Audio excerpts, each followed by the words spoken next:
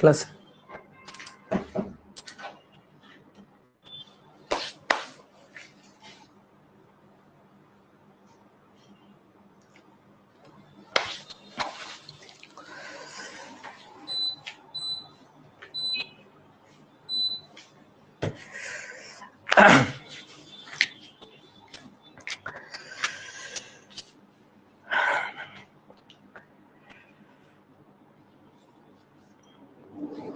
বলো সবাই কি আমার কথা শুনতে পাচ্ছ ঠিকঠাক মতো? বলো সাউন্ডটা ক্লিয়ার আছে কিনা বলো সবাই।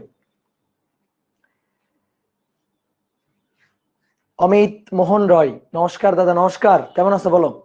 অর্ণব জয় নমস্কার। তাবাসসুম বলছে আসসালামু আলাইকুম। ওয়ালাইকুম আসসালাম। কক্সবাজার যাইতে পারি নাই, নাচ অনেক সুন্দর হয়েছে, থ্যাংক ইউ। ওকে, তাহলে প্রোগ্রামের পরে আজকে তোমাদের সাথে প্রথম ক্লাস।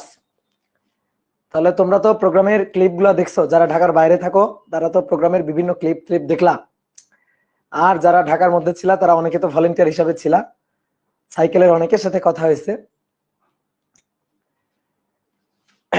হ্যাঁ, তোমাদেরও তো ড্যান্স দেখাবো, তোমাদেরও ড্যান্স দেখাবো, কিন্তু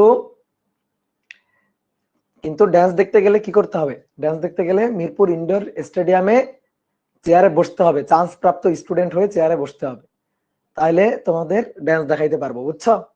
ড্যান্স তো ফ্রি দেখা যাবে না, ড্যান্স তো ফ্রিতে দেখা যাবে না, চান্স পাইতে হবে সুন্দর একটা জায়গায়, ভালো একটা পজিশনে চান্স পাইতে হবে, তারপরে ড্যান্স একেবারে তুমি লাইভে দেখতে পারবা, বুঝছো?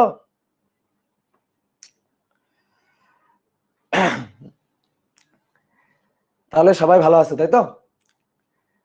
হ্যাঁ আমাকে ট্যুরে নেয় একজন বলছে ট্যুরে নেয় নাই, হ্যাঁ আমাকে রেখে গেছে, দেখছো? তোমাদের অন্যান্য ভাইরা আমাকে রেখে চলে গেছে ট্যুরে, এখন আমি তো একা একা, আমার তো ছবি দেখা খালি মন খারাপ হইতেছে। আমার ভাইরা সবাই ট্যুরে চলে গেছে, কক্সবাজার গিয়ে কত মজা করতেছে, আর আমি তোমাদের পড়াইতেছি, চিন্তা করো, ঠিক আছে? এরপরে আমি যখন ট্যুরে যাব তখন আমি কাউকে নিব না, আমাকে কেউ নেয় নাই, আমিও কাউকে নিব না, বুঝছো? ঠিক আছে, তোমাদের নিয়ে ট্যুরে চলে যাব। হ্যাঁ, ওকে, তাহলে চলো শুরু করি। আজকে আমরা ম্যাথ প্রবলেম সলভ করব। আমরা বয়েলের সূত্র, চার্লসের সূত্র পড়ছি, চাপীয় সূত্র পড়ছি এবং তার সমন্বয় সূত্র পড়ছি, এবং দুইটা খুব ইম্পর্টেন্ট ম্যাথ প্রবলেম আমরা সলভ করছিলাম গত ক্লাসে। তো আজকের ক্লাসে আমরা অনেকগুলো ম্যাথ প্রবলেম সলভ করব। আমার স্লাইডে, পিছনে স্লাইডে দেখবা পরপর অনেকগুলো ম্যাথ লেখা আছে। তো তুমি যে কাজটা করবা, ঠিক আছে, ক্লাসে তোমার ম্যাথ তোলার দরকার নেই। ক্লাসে ম্যাথ তুলতে গেলে যেটা হবে, তাড়াহুড়া করে ম্যাথ তুলতে যাবা, ওই ম্যাথটা নিয়ে তুমি ভাবতে পারবা না, ভাবতে গিয়ে মানে যে সময়টা দরকার একটা ম্যাথ নিয়ে, যে জিনিসটা সবচেয়ে বেশি দরকার, একটা প্রবলেম তুমি পড়ে আগে প্রবলেমটা ভাববা, নিজে করার ট্রাই করবা। তো যদি তুলতে যাও তাড়াহুড়া করে, তাহলে তুলতে গিয়ে বুঝতে পারবা না, বা নিজে মাথা খাটাইতে পারবা না, সময়টা পাবা না।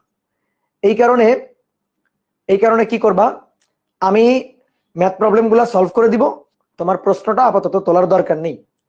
তাহলে তুমি কি করবা, প্রশ্নের জন্য জায়গাটা ফাঁকা রাখবা, নম্বর দিয়ে সুন্দর করে প্রশ্নের জন্য যতটুকু জায়গা দরকার তোমার হিসাবে ছোট্ট করে জায়গাটা ফাঁকা রাখবা।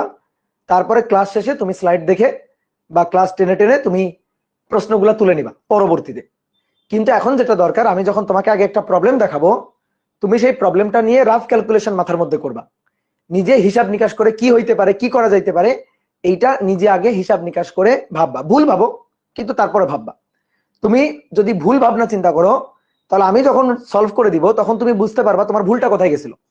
কিন্তু তুমি যদি কিছু না ভাবো, ঠিক আছে, মানে কিছু না ভাবার চেয়ে ভুল ভাবাটা কিন্তু ভালো। কারণ ভুল ভাবলে তোমার কোথায় ভুল হচ্ছে সেই জিনিসটা তুমি বুঝতে পারবা। যে আমি সলভ যখন করে দিলাম তখন তুমি তোমার ভুলটা ধরে তুমি মিলাই নিতে পারবা, বুঝতে পারবা যে তোমার কোন জায়গাটা আসলে ভুল ছিল। কিন্তু তুমি যদি না ভাবো, ম্যাথ দেখে জাস্ট খালি দেখে হা করে তাকায় আসো, তাহলে কিন্তু কোনো লাভ হবে না। তাহলে ঠিক আছে, আমরা চলো ম্যাথ প্রবলেম গুলো শুরু করে দিই। মোটামুটি অনেকেই চলে আসছে দেখতে পাচ্ছি, ঠিক আছে। তাহলে চলো আমরা আজকে অনেকগুলো প্রবলেম সলভ করব। গত ক্লাসে আমরা 3টা প্রবলেম সলভ করছিলাম, তাহলে আজকে থেকে হচ্ছে 4 নম্বর প্রবলেম শুরু। তো দেখো 4 নম্বর প্রবলেমটা বোর্ডে দেখো লেখা আছে, কি বলছে দেখো। খুবই সহজ প্রবলেম, এগুলো এমসিকিউ টাইপ প্রবলেম। প্রথম প্রবলেমগুলো দেখবা খুবই সহজ থাকবে। স্বাভাবিক তাপমাত্রা ও চাপে কিছু শুষ্ক বায়ুকে সমষ্ণ প্রক্রিয়ায়, ভালো করে কথাটা শুনবা, সমষ্ণ প্রক্রিয়ায়। সমষ্ণ মানে কি জানো? উষ্ণতা সেম, সমষ্ণ টেম্পারেচার কনস্ট্যান্ট থাকবে, টি থাকবে কনস্ট্যান্ট। সমষ্ণ প্রক্রিয়ায় সংকুচিত করে এর আয়তন অর্ধেক করা হলো, চূড়ান্ত চাপ নির্ণয় করো। তাহলে স্বাভাবিক তাপমাত্রা আর চাপ, দেখো স্বাভাবিক তাপমাত্রা আর চাপ।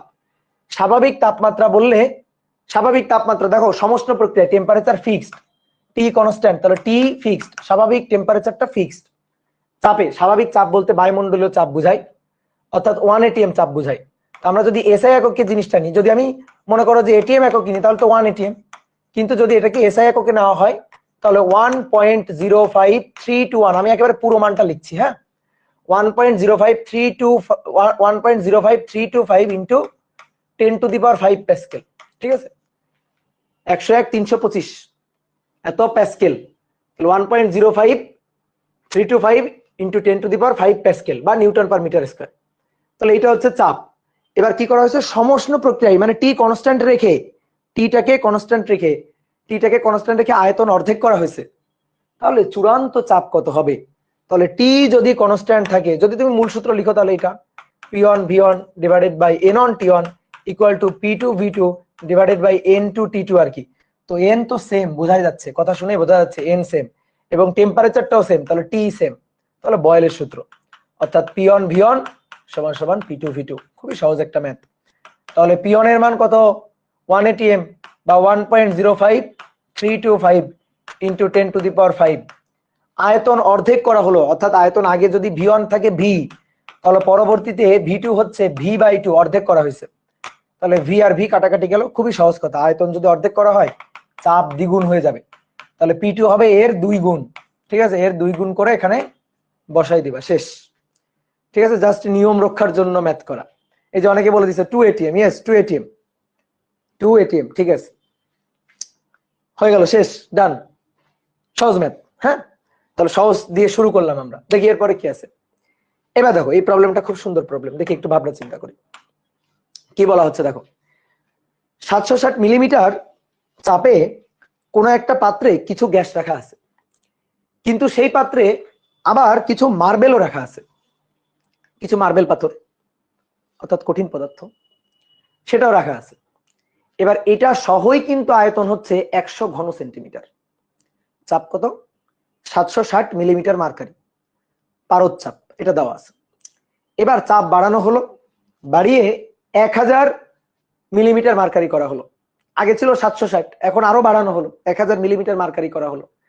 তাহলে চাপ বাড়ালে আয়তন, এটা তো খুবই কমন সেন্স, চাপ বাড়ালে আয়তন কমে যাবে। আয়তন কমে এবার 80 ঘন সেন্টিমিটার হয়েছে। মার্বেল পাথরের আয়তন কত?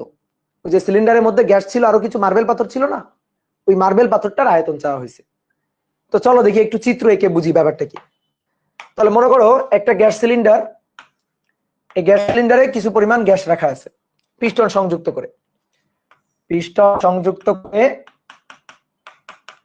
এই গ্যাস সিলিন্ডারে কিছু পরিমাণ গ্যাস রাখা আছে, কিন্তু এই গ্যাস সিলিন্ডারের মধ্যে কিছু মার্বেল পাথর রাখা আছে। ধরো এগুলা হচ্ছে মার্বেল পাথর, মার্বেল পাথরে রাখা আছে কিছু। এবার পিস্টনটাকে আরেকটু চাপ দিয়ে দেওয়া হয়েছে, আরো চাপ দিয়ে পিস্টনটাকে আরেকটু ভেতরের দিকে ঠেলে দেওয়া হয়েছে, চাপ বাড়ানো হয়েছে। তাহলে চাপ বাড়ালে তো স্বাভাবিক কথা, চাপ বাড়ালে তো আয়তন কমে যাবে, এটা তো খুবই কমন সেন্স। তো চাপ বাড়ানো হলে আয়তনটা কমে গেছে, গ্যাসের আয়তনটা কমে গেছে। এগুলো হচ্ছে এই যে ভেতরে মার্বেল পাথর ছিল, সেই মার্বেল পাথর। তাহলে আয়তন কমে যাওয়া মানে পিস্টনটা একটু ভেতরের দিকে ঢুকে যাও, পিস্টনটা নিচে নেমে যাও। দেখো আয়তনটা কমে গেছে। এই আয়তনটা এখন হচ্ছে 80 ঘন সেন্টিমিটার, অর্থাৎ 80 সেন্টিমিটার কিউব। আর আগে যে আয়তনটা ছিল সেটা হচ্ছে 100 ঘন সেন্টিমিটার, 100 সেন্টিমিটার কিউব। আচ্ছা, এই যে আয়তনটা দেওয়া আছে 100 সেন্টিমিটার কিউব, 80 সেন্টিমিটার কিউব, কার আয়তন? গ্যাসের? গ্যাসের আয়তন না, কিন্তু শুধু গ্যাসের না, ভালো করে পড়ো লাইনটা। কিছু মার্বেল সহ একটি গ্যাসের আয়তন, অর্থাৎ এই যে 100 সেন্টিমিটার কিউব এটা কিন্তু মার্বেল পাথর সহ গ্যাসের আয়তন, অর্থাৎ পুরো এই টোটাল এই জায়গাটার আয়তন। এই 80 সেন্টিমিটার কিউব এটা কিন্তু মার্বেল পাথর সহ পরবর্তীতে গ্যাসের আয়তন। প্রথমে গ্যাসের চাপ ছিল হচ্ছে 760 মিলিমিটার মার্কারি, পরবর্তীতে চাপ বাড়ানো হয়েছে, চাপ বাড়িয়ে করা হয়েছে 1000 মিলিমিটার মার্কারি, মিলিমিটার মার্কারি। চাপ বাড়ানো হয়েছে, আয়তন কমে গেছে। তাহলে দেখো তাপমাত্রার কোনো কথা বলা আছে? নেই। তাহলে তাপমাত্রার যদি কথা বলা না থাকে তাহলে আমরা টেম্পারেচারটাকে স্থির ধরে নিব। টেম্পারেচারে কোনো কথা বলা নেই, তার মানে টেম্পারেচার চেঞ্জ করা হয়নি, অর্থাৎ চাপের পরিবর্তন করছে, আয়তন কমে গেছে, টেম্পারেচারে কোনো চেঞ্জ হয়নি, টেম্পারেচারটা একই আছে। তাহলে ফিক্সড টেম্পারেচারে চাপ এবং আয়তনের সম্পর্ক, বয়েলের সূত্র। এই যে P1 V1 P2 V2, P1 V1 সমান সমান P2 V2, শেষ হয়ে গেল। কিন্তু কথা হচ্ছে P1 দেওয়া আছে, P2 ও দেওয়া আছে, P1 দেওয়া আছে, P2 দেওয়া আছে, V1 দেওয়া আছে, V2 দেওয়া আছে। তাহলে বের করবো কার মান? P1 V1 সমান সমান P2 V2। তো P1 P2 V1 V2 সবই তো দেওয়া, বের করবো কার মান? প্রশ্ন পড়ি, বসে মার্বেল পাথরের আয়তন, মার্বেলের আয়তন, অর্থাৎ এর ভেতরে, গ্যাসের ভেতরে, সিলিন্ডারের ভেতরে এই যে মার্বেল পাথরটুকু আছে এটার আয়তন বের করতে বলছে, এটার আয়তন, মার্বেল পাথরের আয়তন। তো ধরি এই মার্বেল পাথরের আয়তন হচ্ছে x, এটা আমি ধরলাম, ধরি মার্বেল পাথরের আয়তন x। বলো 760 মিলিমিটার মার্কারি চাপে ছিল, এরপরে যখন আমি চাপ বাড়াই দিলাম তখন আয়তন কমে গেছে। এই আয়তনটা কার কমে গেছে? এটা কি ভেতরে মার্বেল পাথরের আয়তন কমে গেছে? মার্বেল পাথর কি কঠিন না? চাপ প্রয়োগে আয়তন কমবে, কার আয়তন কমবে? গ্যাসের।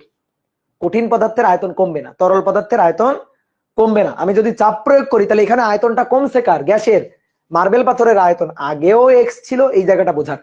মার্বেল পাথরের আয়তন আগেও x পরিমাণ ছিল, এখনো মার্বেল পাথরের আয়তন x পরিমাণ। মার্বেল পাথরের আয়তনের কোনো পরিবর্তন হয়নি। চাপ প্রয়োগে গ্যাসের আয়তন পরিবর্তন হবে, গ্যাসের আয়তন কমে যাবে। চাপ যদি বাড়ানো হয় গ্যাসের আয়তন হ্রাস পাবে, কঠিন পদার্থের আয়তনটা হ্রাস পাবে না। এখানে অনেকে আবার বলতে পারো, ভাই পদার্থের গাঠনিক ধর্ম অধ্যায় যে করাইছিলেন, যখন চাপ প্রয়োগ করা হয় ধাতব গোলক পানির নিচে আয়তন 0.12% হ্রাস পাই, 0.015% হ্রাস পাই, এরকম ম্যাথ আমরা করছিলাম না? তো ওই ক্ষেত্রে যে আয়তনের হ্রাস হয়েছিল, দেখো ওই ব্যাপার আর এই ব্যাপার দুইটা একসাথে মিশানো যাবে না। তো স্থিতিস্থাপক সীমার মধ্যে অনেক বেশি চাপ প্রয়োগে, অনেক অনেক অনেক বেশি চাপ প্রয়োগে সামান্য একটু আয়তনের পরিবর্তন কঠিন পদার্থের ক্ষেত্রে হইতে পারে, তরল পদার্থের ক্ষেত্রে হইতে পারে। ওই জিনিস আর গ্যাসের আয়তন পরিবর্তন, এই দুইটা জিনিস একই না। এইখানে এই সিলিন্ডারের মধ্যে কঠিন পদার্থ কিছু মার্বেল পাথর আছে আর কিছু গ্যাস আছে। আমি যখন চাপ প্রয়োগ করবো 760 মিলিমিটার থেকে 1000 মিলিমিটার, তখন গ্যাসের আয়তন কমবে, কঠিন পদার্থের আয়তন কমবে না। তাহলে কঠিন পদার্থের আয়তন আগেও x ছিল, এখনো x। তাহলে বলো গ্যাসের আয়তনটা কত? গ্যাসের আয়তন আগে কত ছিল, গ্যাসের আয়তন এখন কত? গ্যাসের আয়তন আগে ছিল হচ্ছে 100 মাইনাস x, গ্যাসের আয়তন পরবর্তীতে চাপ বাড়ানোর পরে 80 মাইনাস x। তাহলে গ্যাসের আয়তনটা 100 না, গ্যাসের আয়তনটা 80 না, গ্যাসের আয়তন হচ্ছে কঠিন পদার্থের মার্বেল পাথরের আয়তনটা বাদ দিয়ে যতটুকু, সেটা গ্যাসের আয়তন। আর যখন আমি বয়েলের সূত্র, চার্লসের সূত্র, চাপীয় সূত্র খাটাবো, এটা তো গ্যাসের জন্য খাটাবো। কার জন্য খাটাবো? গ্যাসের জন্য। তাহলে গ্যাসের জন্য খাটালে সূত্রটা আমরা কি লিখবো? P1 V1 সমান সমান P2 V2। এইবার আসো মান বসে। P1 এর মান 760 মিলিমিটার মার্কারি। অনেকে ভাবতে পারবে, ভাই চাপের একক তো প্যাসকেল হয়, চাপের একক তো এটিএম হয়, নিউটন পার মিটার স্কয়ার হয়, চাপের একক এত মিলিমিটার মার্কারি কিভাবে হয়? এত মিলিমিটার মার্কারি, এটার অর্থটা কি? অর্থটা হচ্ছে একটা কৈশিক নলে যদি আমি 760 মিলিমিটার পারদ রাখি, তাহলে এই পারদ যে চাপের সৃষ্টি করবে সেই সমপরিমাণ চাপ এই গ্যাস সিলিন্ডারের উপর প্রযুক্ত করা হয়েছে। 760 মিলিমিটার মার্কারি চাপ। এইখান থেকে যদি তোমার প্যাসকেল এককে বের করতে হয়, নিউটন পার মিটার স্কয়ার এককে বের করতে হয়, তাহলে সূত্র হচ্ছে P = H ρg। গত ক্লাসে দেখাইছিলাম তরলের চাপ থেকে যেভাবে মানে হাইট বলে দেওয়া থাকলে যেভাবে আমরা প্রেসারটা বের করে নিতে পারি প্যাসকেল এককে। তাহলে তুমি এখানে H এর মান বসাবা 760 মিলিমিটার মার্কারি অর্থাৎ 0.76 এত মিটার। রো পারদের ঘনত্ব 13,600 আর জি এর মান 9.8 বসাবা, তাহলে সেটা প্যাসকেল এককে চলে আসবে। আর তুমি যদি প্যাসকেল এককে না বলতে চাও তাহলে 0.76 মিটার মার্কারি, তারপরে 760 মিলিমিটার মার্কারি চাপ, তারপরে 76 সেন্টিমিটার পারদ চাপ, এগুলো সব একই জিনিস। কি কথা বুঝছো? তাহলে এভাবেও কিন্তু আমরা চাপটাকে বলতে পারি। তাহলে 760 মিলিমিটার মার্কারি আর এই পাশে হচ্ছে 1000 মিলিমিটার মার্কারি। অনেকে বলতে ভাই একক কনভার্ট করলেন না কেন? এই পাশে যে একক ওই পাশে সে একক, তাই একক কনভার্ট করলাম না। তোমার যদি মনে হয় তুমি একক কনভার্ট করবা তাহলে এই পাশেও রোজি এই পাশেও রোজি দিয়ে গুণ দাও, তো রোজি রোজি দুই পাশ থেকে তো কাটাকাটি হয়ে যাবে। তাহলে 760 মিলিমিটার মার্কারি আর এই পাশে 1000 মিলিমিটার মার্কারি। এবার আয়তন বসাইতে হবে, ভি অন। বলো এই ক্ষেত্রে গ্যাসের আয়তন বলো। গ্যাসের আয়তন হচ্ছে 100 - x। আর এই ক্ষেত্রে গ্যাসের আয়তন কত? গ্যাসের আয়তন হচ্ছে 80 - x। একক কনভার্ট করার কোনো দরকার নেই। তোমার 100 ঘন সেন্টিমিটারে আছে, 80 ঘন সেন্টিমিটারে আছে, x এর মানটা এখান থেকে হিসাব করে তুমি যদি বের করো ঘন সেন্টিমিটারে আসবে, কোনো সমস্যা নেই। তাহলে এখান থেকে এবার হিসাব নিকাশ করে x এর মানটা বের করবা। কিভাবে হিসাব নিকাশ করবা? হিসাব নিকাশ করবা ক্যালকুলেটরে। ঠিক আছে, চাইলে দেখো অনেকে কি করো এখান থেকে আবার 2-3 লাইন হিসাব করো, এত কিছু না, দরকার নেই। পুরো এই লাইনটা ক্যালকুলেটরে তুলে দেওয়া যায়। দেখো যারা জানো না আমি তাদের জন্য দেখা দিচ্ছি পুরো এই জিনিসটা কিভাবে ক্যালকুলেটরে তুলে দিবা। কই গেল আমার ক্যালকুলেটর? এই দেখো আমি ক্যালকুলেটরে দেখা দিচ্ছি যে পুরো এই জিনিসটা তুমি ক্যালকুলেটরে কিভাবে তুলে ফেলবা। তার যে ক্যালকুলেটর হোক একই রকম জিনিস। দেখো কিভাবে ক্যালকুলেটর ব্যবহার করবা। তো তুমি দেখো ছিল কি 760, এই যে 760 তুলবা, 760, তারপরে ব্র্যাকেট, তারপরে ছিল 100, তারপরে মাইনাস, তারপরে ছিল এক্স, এই যে আননোন কোয়ান্টিটি এক্স, এক্স এর মানটাই আমরা চাই। তাহলে এখানে এক্স বসাইতে হবে। কিভাবে এক্সটা বসাবা? এক্সটা বসাবা হচ্ছে দেখো এই যে আলফা চাপ দিবা, তারপরে ফার্স্ট ব্র্যাকেটের লাস্টের উপরে দেখো লাল কালি দিয়ে লেখা আছে এক্স, তাহলে আলফা চাপ দিয়ে এক্সটা এই যে তুলে নিবা, নিয়ে ব্র্যাকেটটা শেষ করলাম। এবার সমান চিহ্ন দিয়ে পুরো ইকুয়েশনটা তো তুলতে চাও, তোমার ওই যে এই যে একটু আগে যে লাইনটা আমি এখানে লিখছি, এই যে এই লাইনটাই, পুরো ইকুয়েশনটাই তো আমি তুলতে চাই। তাহলে ইকুয়েশনটা তোলার জন্য সমান চিহ্ন দিতে হবে। তো সেই সমান চিহ্ন এটা না, সেই সমান চিহ্ন এইটাই, দেখো এই যে সলভের পাশে লেখা আছে। তাহলে আলফা চাপ দিয়ে এই যে CALC বোতামটা চাপ দিবা, তাহলে সমান চিহ্ন উঠবে। এবার তারপরে কত ছিল? তারপরে ছিল 1000 ব্র্যাকেট 80 মাইনাস আবার এক্স, তাহলে আলফা চাপ দিয়ে এই যে ফার্স্ট ব্র্যাকেটের লাস্টেরটা তুলে ফেলবা, হয়ে গেল। এবার তারপরে শিফট সলভ, তাহলে শিফট সলভ দিলে চলে আসবে শিফট সলভ। ওহো, এই যে জটিল জটিল সংখ্যা মোডে রয়েছে বলে আমার হইল না। দাঁড়াও দাঁড়াও দাঁড়াও,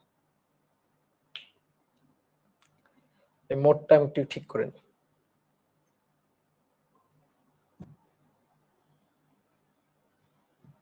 হ্যাঁ, এবার দেখো 760 তারপরে 100 মাইনাস এক্স সমান চিহ্ন দিয়ে 1000 তারপরে 80 মাইনাস এক্স, এই যে তুললাম। এবার শিফট সলভ। ওহো, আচ্ছা শিফট সলভ, তাই তো, শিফট সলভ। তাহলে দেখো এক্স এর মান কত আসতেছে? 0। এটা হচ্ছে আগে কোনো ম্যাথ করছিলাম সেই ডাটা আছে তোমার, কিন্তু এই যে প্রথমবার দিলে কিন্তু এরকম ভুল দেখাবে, এটা দেখে আবার উত্তর বসাই দিবা না। এই যে শিফট সলভ চাপবা, শিফট সলভ দেন সমান চিহ্ন, তাহলে দেখো চলে আসছে যে 16.66, 16.66। তাহলে এখানে উত্তর বসাই দিবা যে 16.66, কি এককটা কি? ঘন সেন্টিমিটার, ঠিক আছে, সেন্টিমিটার কিউব। যদি তোমার মিটার এককে বের করতে খুবই ইচ্ছা হয়, ওকে, তাহলে 16.66 গুণ 10⁻⁶ মিটার কিউব। এইটা হচ্ছে মার্বেল পাথরের আয়তন। শেষ, বুঝছো? মার্বেল পাথরের আয়তন বের করতে বলছে, ওকে করে ফেললাম মার্বেল পাথরের আয়তন। দেখো সবার এটা আসছে কিনা, কি ক্লিয়ার? এবার আসো নেক্সট। দেখো 300 ডিগ্রি সেলসিয়াস তাপমাত্রায় 40 সেন্টিমিটার কিউব আয়তনের কোন পাত্রে 4 মোল গ্যাস রাখলে চাপ হয় হচ্ছে 9 × 10⁴ প্যাসকেল। এবার আমাকে এই তথ্যের আলোকে বের করতে বলছে, আচ্ছা তাহলে যদি আমি 600 ডিগ্রি সেলসিয়াস তাপমাত্রায় 100 সেন্টিমিটার কিউব আয়তনের পাত্রে 200 মোল গ্যাস রাখি তাহলে কি পরিমাণ চাপ দিবে? খুবই সহজ, বুঝতে পারতেছো কোন সূত্র খাটানো লাগবে। গ্যাসের যে সমন্বয় সূত্র আমি তোমাকে শিখাইছি যে P1 এত, P2 এত, V1 এত, V2 এত, T1 এত, T2 এত, তাহলে মোল সংখ্যা N1 এত হলে মোল সংখ্যা N2 কত, এই ম্যাথ। ঠিক আছে, তো এখানে মোল সংখ্যাটা বলে দেওয়া আছে, প্রেসারটা বের করতে বলছে। তাহলে আমরা খুবই সহজে পারবো, জাস্ট সূত্র লিখে ফেলি, কোনো চিত্র টিত্র আর কিচ্ছু আঁকতে হবে না। তাহলে ডাইরেক্ট সূত্র লিখে ফেলবা, P1 V1 N1 T1 সমান সমান P2 V2 N2 T2। তাহলে প্রথম লাইনে যা আছে সবগুলোকে আমরা P1 V1 N1 T1 বলি, আর পরের লাইনে সবগুলো হচ্ছে 2 P2 V2 N2 T2। তাহলে আসো P1 প্রেসার, কত প্রেসার 9 × 10⁴। কত আয়তন 40 সেন্টিমিটার কিউব, 40 সেন্টিমিটার কিউবই রাখবো কারণ ওই পাশেও একই এককে আয়তন আছে। মোল সংখ্যা 4 মোল, টেম্পারেচার 300 ডিগ্রি সেলসিয়াস।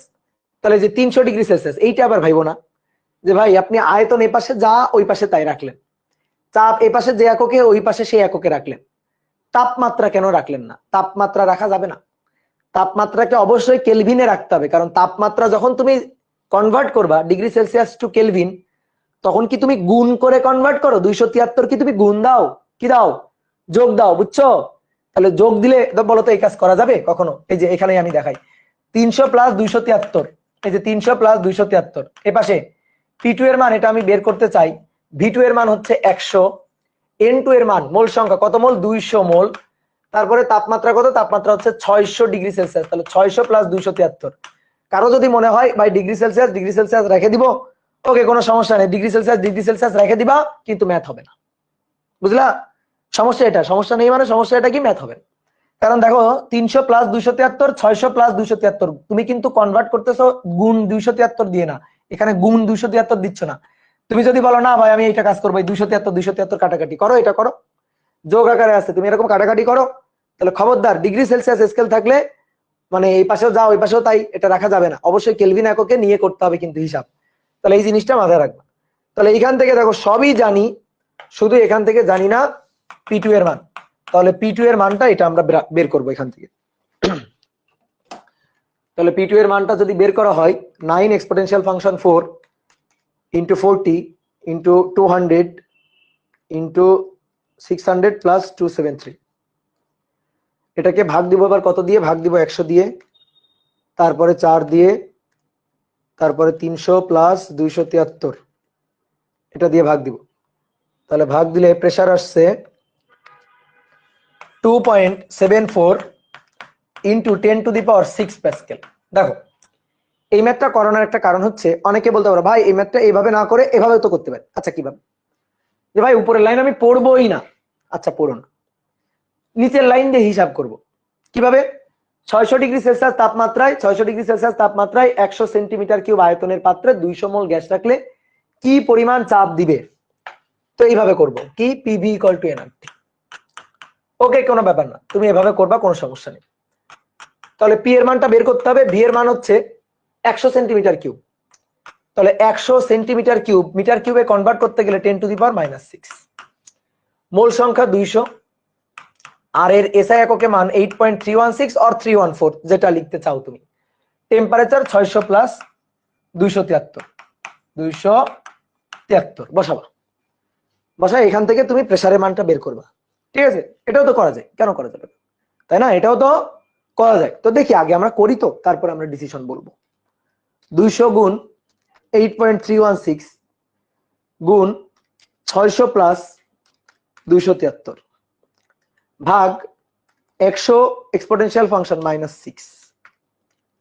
ঠিক আছে, তাহলে এখান থেকে প্রেসার আসছে, P আসছে 1.45 × 10⁻10 প্যাসকেল। এই যে এটা আসছে। দেখো দুইটা উত্তর ম্যাচ করলো, দেখো দুইটা উত্তর ম্যাচ করে নাই, দুইটা উত্তর ম্যাচ করে নাই। এইবার শোনো, এইভাবে করা যাবে না, এই ক্ষেত্রে এইভাবে করা যাবে না। তোমার কোনো ভুল নাই, ঠিক সূত্র খাটাইছো, সবকিছু ঠিক করছো, কিন্তু এই ম্যাথের জন্য এটা করা যাবে না। এটা করা যায় তো কখন জানো?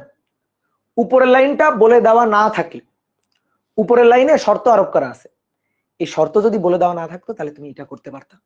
অর্থাৎ আমি যদি বলতাম কিছুই কোনো তথ্য কিছু তোমাকে দিয়ে দেয়নি, না দিয়ে আমি তোমাকে বলতেছি 600 ডিগ্রি সেলসিয়াস তাপমাত্রায় 100 সেন্টিমিটার কিউব আয়তনের পাত্রে 200 মোল গ্যাস রাখলে কি পরিমাণ প্রেসার হবে, তাহলে তুমি ঠিক আছে এটা করতে পারতা, আর কোনো তথ্য তোমার কাছে নেই, তুমি এটা করতে পারতা। কিন্তু আমি তোমাকে শর্ত আরোপ করে দিছি। কিভাবে? যে 300 ডিগ্রি সেলসিয়াস তাপমাত্রায় 40 সেন্টিমিটার কিউব আয়তনের কোনো পাত্রে যদি 4 মোল গ্যাস রাখা হয় তাহলে 9 × 10⁴ প্যাসকেল চাপ দেয়। তাহলে 600 ডিগ্রি সেলসিয়াস তাপমাত্রায় ওই তথ্যের আলোকেই করতে হবে। তাহলে 600 ডিগ্রি সেলসিয়াস তাপমাত্রায় 100 সেন্টিমিটার কিউব আয়তনের পাত্রে 200 মোল গ্যাস রাখলে কি পরিমাণ চাপ দিবে, অর্থাৎ ওই তথ্যের আলোকে তোমার হিসাব নিকাশ করতে হবে। কথা কি বুঝছো? এভাবে হিসাব নিকাশ করলে তখন হবে না। এখন ম্যাথের কিন্তু তোমার ভুল নেই, এটা কিন্তু ঠিকই আছে, তুমি কিন্তু ঠিকঠাক হিসাব করছো।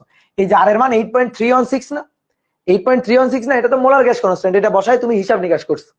তো এই ম্যাথগুলো এটা তো ধরো বই থেকে তোলা, এই ম্যাথের কনফিউশন থাকে বলে ম্যাথটা তোলা। তো এই ম্যাথগুলো এমন ভাবে টিচারদের দেওয়া উচিত, এমন ভাবে টিচাররা তোমাদের দিবে বা দেওয়া উচিত যেন এইখান থেকে হিসাব নিকাশ করে যে মানটা P2 এর যে মানটা আসবে এই সূত্র দিয়ে যেন সেই মানটাই আসে, এটা হওয়া উচিত।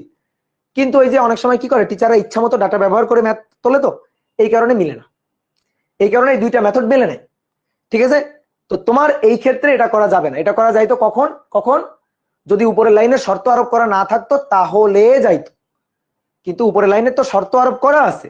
তাহলে ওই তথ্যের আলোকে তোমার নতুন করে বের করতে হবে আসলে ঘটনা কি ঘটছে। এখানে যে তথ্যগুলো দেওয়া আছে, ডাটাগুলো দেওয়া আছে, এগুলো আসলে মানে প্রকৃতপক্ষে ঠিক ডাটা দেওয়া, কিন্তু ওটা যা দেওয়া আছে আমার তো কোশ্চেনে যা দেওয়া আছে তার প্রেক্ষিতে আমার ম্যাথ করতে হবে। অর্থাৎ এখানে যে তথ্যগুলো দেওয়া আছে, প্রথম লাইনে যে তথ্য দেওয়া আছে সেই তথ্য দিয়ে মোলার গ্যাস কনস্ট্যান্টের মান 8.316 আসবে না। মোলার গ্যাস কনস্ট্যান্টের মান 8.316 আসবে না। অর্থাৎ তথ্য যা দেওয়া আছে সেই তথ্যগুলাও ম্যাথ তুলতে গেলে তথ্যগুলাও হিসাব নিকাশ করে দিতে হয়। তো এই তথ্যটা ঠিকঠাক দেওয়া নেই, এখানে যে তথ্যগুলো দেওয়া আছে ঠিকঠাক দেওয়া নেই। তাহলে এখন তোমরা, এটা তো বইয়ের ম্যাথ, ঠিক আছে, মেবি ইসাক স্যারের বইয়ের ম্যাথ, তো তোমরা কনফিউজড হওয়ার কিছু নাই। তোমাদের যদি এরকম শর্ত আরোপ করে ম্যাথ দেয়, ওকে ঠিক আছে, তাহলে তুমি শর্ত আরোপ করে ম্যাথ দিলে তুমি এভাবে করবা। আর যদি শর্ত আরোপ না করে দেয়, ঠিক আছে, ধরো মোলার গ্যাস কনস্ট্যান্টের মান দেওয়া আছে এবং বলা আছে 600 ডিগ্রি সেলসিয়াস তাপমাত্রায় 100 সেন্টিমিটার কিউব আয়তনের পাত্রে 200 মোল গ্যাস রাখলে কি পরিমাণ চাপ দিবে, ওকে, ডাইরেক্ট সূত্র PV = nRT খাটাইতে পারবা, কোনো সমস্যা নেই। তাহলে এই জিনিসটা মাথায় রাখো, বুঝছো? বলো, ঠিক আছে? ম্যাথ তো সহজ ম্যাথ, তো করানোর উদ্দেশ্য হচ্ছে যেন কনফিউশন না হয়। আসলে এখানে যে তথ্য দেওয়া আছে তাতে মোলার গ্যাস কনস্ট্যান্টের মান ঠিক আছে, এটাই হচ্ছে তাই। উপরের লাইনে যে তথ্যগুলো দেওয়া আছে ওখান থেকে মোলার গ্যাস কনস্ট্যান্টের মান হিসাব করে দেখো আর এর মান জীবনও 8.316 আসবে না। আসো এবার একটা ছোট্ট এমসিকিউ টাইপ ম্যাথ করি। কি বলছে দেখো, অক্সিজেন এবং হাইড্রোজেন দুইটা নমুনা আর কি, অক্সিজেন এবং হাইড্রোজেন গ্যাসের দুটি নমুনার ভর, এখানে কি লেখা হয়ে গেছে, হাইড্রোজেন এবং অক্সিজেন গ্যাসের দুটি নমুনার ভর, মানে এর হবে, এটা এর হবে, ঠিক আছে? হাইড্রোজেন এবং অক্সিজেনের দুটি নমুনার ভর, আয়তন, চাপ সমান হলে তাদের চরম তাপমাত্রার অনুপাত কত? তো চরম তাপমাত্রা মানে পরম না আর কি, সহজ কথা।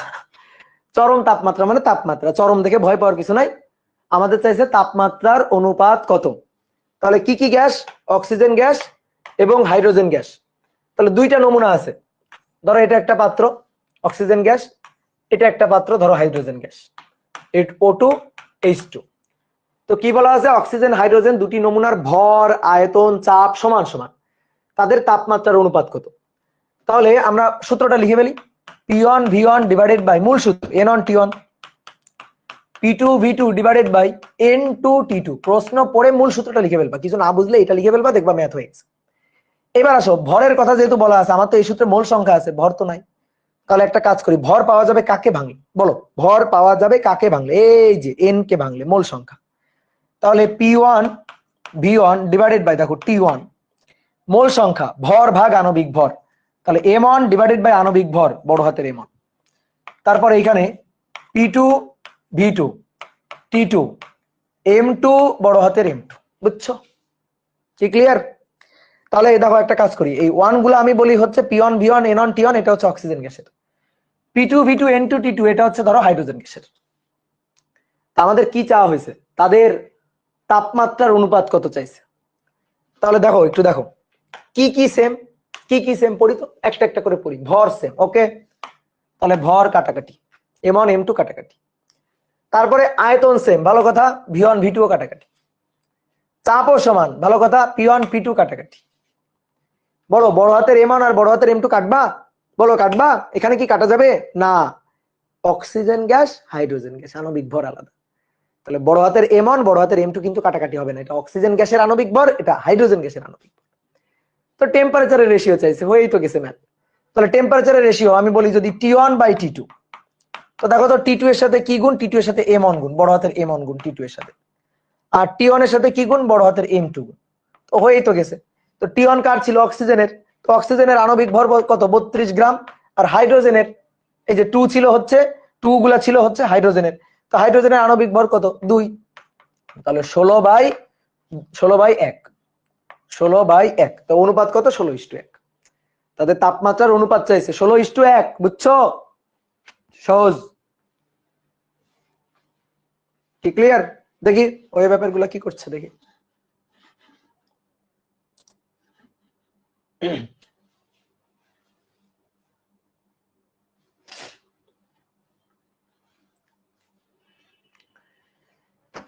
কি ক্লিয়ার? এখানে মোল সংখ্যা মানে এই যে কি করছি, মোল সংখ্যা মানে ভর ভাগ আণবিক ভর, বুঝছো? এগুলো সব ভেঙে দেখানো আছে, প্রিভিয়াস ক্লাস দেখবা সবকিছু ভেঙে দেখানো আছে, ঠিক আছে? ওকে, ডান। এবার আসো কি বলছে দেখো, একটি পাহাড়ের উপরে তাপমাত্রা আর চাপ যথাক্রমে এত এত, পাদদেশে তাপমাত্রা ও চাপ যথাক্রমে এত এত, পাহাড়ের উপরে ও নিচে বায়ুর ঘনত্বের অনুপাত কত? এই ও গুলা সব র হবে আর কি, হ্যাঁ বুঝছো? ঘনত্বের অনুপাত কত তুলনা করতে বলছে।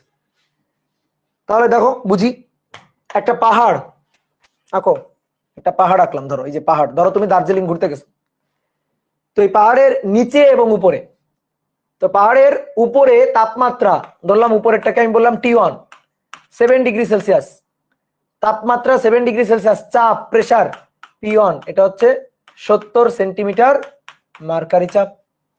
পাদদেশে তাপমাত্রা ও চাপ যথাক্রমে, পাদদেশে তাপমাত্রা T2 27°C, আর চাপ যথাক্রমে 76 সেন্টিমিটার মার্কারি চাপ, তাহলে P2 এটা হচ্ছে 76 সেন্টিমিটার মার্কারি চাপ, ঠিক আছে? এটা দেওয়া আছে। বলছে উপরে ও নিচে বায়ুর ঘনত্বের তুলনা করো, ঘনত্বের তুলনা, ঘনত্ব লাগবে। তাহলে ঘনত্ব কিভাবে পাওয়া যাবে দেখো তো, ঘনত্ব কিভাবে পাওয়া যাবে, কি বলছিলাম, P1 V1 N1 T1 সমান সমান P2 V2 N2 T2, মনে পড়ে? N2 T2 সূত্র। তো দেখো যেহেতু একটু আগে ভেঙে চুরে লিখছি, তো একবারে আমি এখানে লিখে দিব, এই যে এটা M2, এটা বড় হাতের M2, এটা M1 বড় হাতের M1, বুঝলা? এইবার আসো, ঘনত্ব লাগবে, আয়তনকে ভাঙলে ঘনত্ব পাওয়া যাবে, রো ইকুয়াল টু M/V, তাহলে V ইকুয়াল টু M/ρ, তাহলে P1 V equal to M/ρ, V equal to M/ρ, তাহলে M1 ডিভাইডেড বাই ρ1, এই যে ρ1 বড় হাতের M1 থাকলো, এখানে M1 থাকলো, T1 থাকলো, বুঝলা? এই যে V ইকুয়াল টু M1/ρ1, এই যে V ইকুয়াল টু M1/ρ1, তাহলে এখানে কি হবে, এখানে হবে এই যে P2 M2 M2 T2, এবার V2 equal to V equal to M/ρ, তাহলে ছোট হাতের M2 নিচে হচ্ছে ρ2। তাহলে এইবার আসো দেখি কি কি কাটাকাটি করা যায়।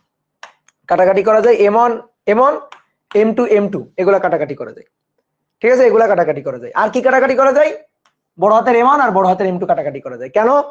নিচে বায়ুর উপরেও বায়ুর, তাহলে বায়ুর আণবিক ভর সেম, ঠিক আছে? বায়ু গ্যাস মিক্সার হোক, গ্যাস মিক্সার হোক, নিচেও যে gas mixer, hydrogen oxygen nitrogen একসাথে মিক্সার, উপরেও হাইড্রোজেন অক্সিজেন নাইট্রোজেন একসাথে মিক্সার, তাহলে নিচেও বায়ু উপরেও বায়ু, তাহলে আণবিক ভরটাও সেম। আর M1 ছোট হাতের M1 ছোট হাতের M2, ছোট হাতের M1 ছোট হাতের M1 উপরে নিচে কাটাকাটি, নিচে এইখানেও ছোট হাতের M2 উপরে ছোট হাতের M2 উপরে নিচে কাটাকাটি, বাদ। তাহলে সূত্র কি থাকলো, এই যে অনেকে ডাইরেক্ট এই সূত্রটা ব্যবহার করে, তো ডাইরেক্ট সূত্রটা আসে কোত্থেকে বুঝতে তো হবে নাকি? এবার তোমার যদি মনে হয় যে ভাই আমি খুবই পারদর্শী, আমি ডাইরেক্ট এই সূত্রটা লিখে ফেলতে পারি, ওকে তাহলে লিখবা, ঠিক আছে? কিন্তু আমি তোমাকে একটু ভেঙে দেখাই দিলাম সূত্রটা কিভাবে আসলো। এই যে ঘনত্ব চাইছে, তাহলে ঘনত্বের জন্য সূত্র একবার লিখতে পারো, কোনো সমস্যা নেই, ঠিক আছে? তুমি ধরো যে 2-1 ম্যাথ করতে করতে যখন হাত চলে আসবে, তখন আর এত কিছু হিসাব করা লাগবে না, দেখবা মনে মনে হিসাব হয়ে গেছে, ডাইরেক্ট এই লাইনটা লিখে ফেলছে। এইবার আসো, তাহলে ঘনত্বের তুলনা করতে বলছে, ম্যাথ তো হয়ে গেছে। তাহলে প্রেসার P1 70 সেন্টিমিটার ছিল, ঠিক আছে? এটা ছিল 70 সেন্টিমিটার, এটা ρ1, এই যে এখানে ঘনত্ব, বায়ুর ঘনত্ব ρ1, আর এখানে বায়ুর ঘনত্ব হচ্ছে ρ2, তাহলে T1 এর মানটা হচ্ছে 7 + 273, P2 প্রেসার 76 সেন্টিমিটার, রো 2, আর T2 কত 27 ডিগ্রি সেলসিয়াস, তাহলে 27 প্লাস 273। ঠিক আছে, তাহলে এখান থেকে এবার রো 1 এবং রো 2 এর অনুপাতটা বের করবা, কি পারবা না? রো 1 এবং রো 2 এর অনুপাতটা বের করবা, কি পারবা না বলো? ঠিক আছে, এই তো হয়ে গেল। এটা কিন্তু খুব সুন্দর ম্যাথ, ঠিক আছে, এটা কিন্তু খুবই সুন্দর ম্যাথ, এটা কিন্তু আসার মতো একটা ম্যাথ, ইঞ্জিনিয়ারিং এ আসার মতো ম্যাথ।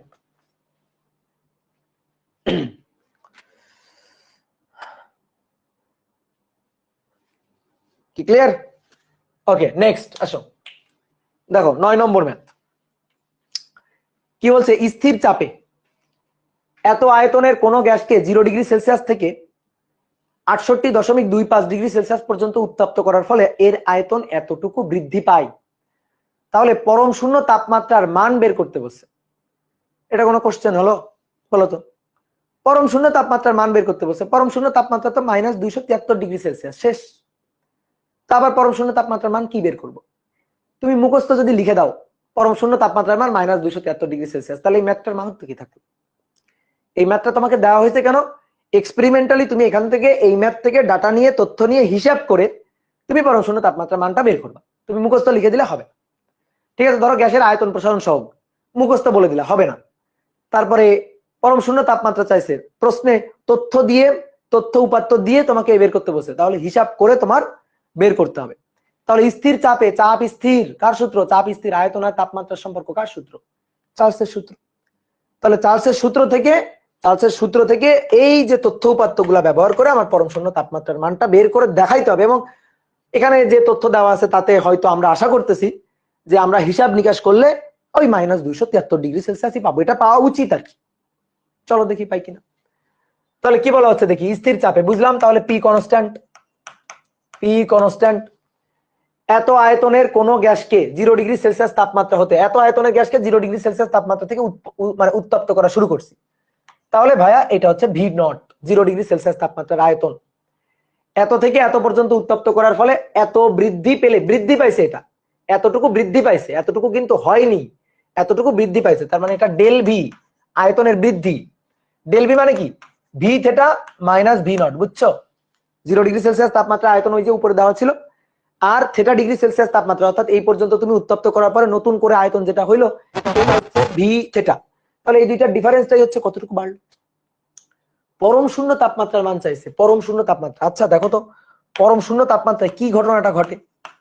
পরম শূন্য তাপমাত্রায় কি ঘটনাটা ঘটে? পরম শূন্য তাপমাত্রায় গ্যাসের আয়তন শূন্য হয়, এই যে V theta V0 1 plus gamma P theta.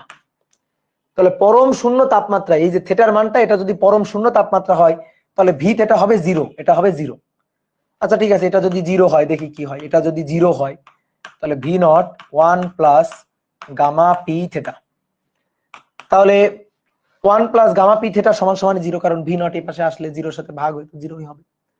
তাহলে 1 প্লাস গামা পি থেটা সমান সমান 0, বুঝছো? তাহলে gamma P theta equal to -1, তাহলে থেটা ইকুয়াল টু কত? থেটা ইকুয়াল টু কত বলো, একবারে লিখে দিই।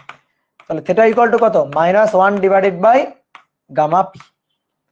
অর্থাৎ স্থির চাপে আয়তন প্রসারণ সহগের যে মানটা হবে, এই গ্যাসের ক্ষেত্রে স্থির চাপে আয়তন প্রসারণ সহগের যে মানটা হবে, সেই মানটাকে ইনভার্স করে সামনে একটা মাইনাস লাগাই দিবা, তাহলে সেটাই হবে পরম শূন্য তাপমাত্রা।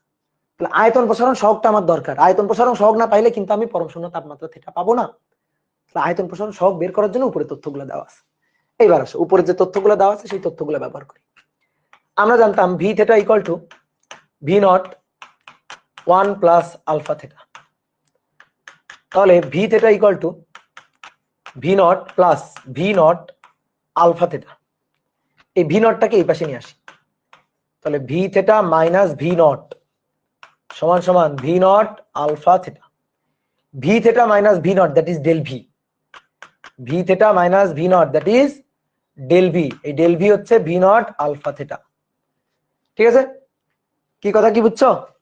ও সরি সরি সরি সরি, বয়স হয়ে গেলে যা হয়।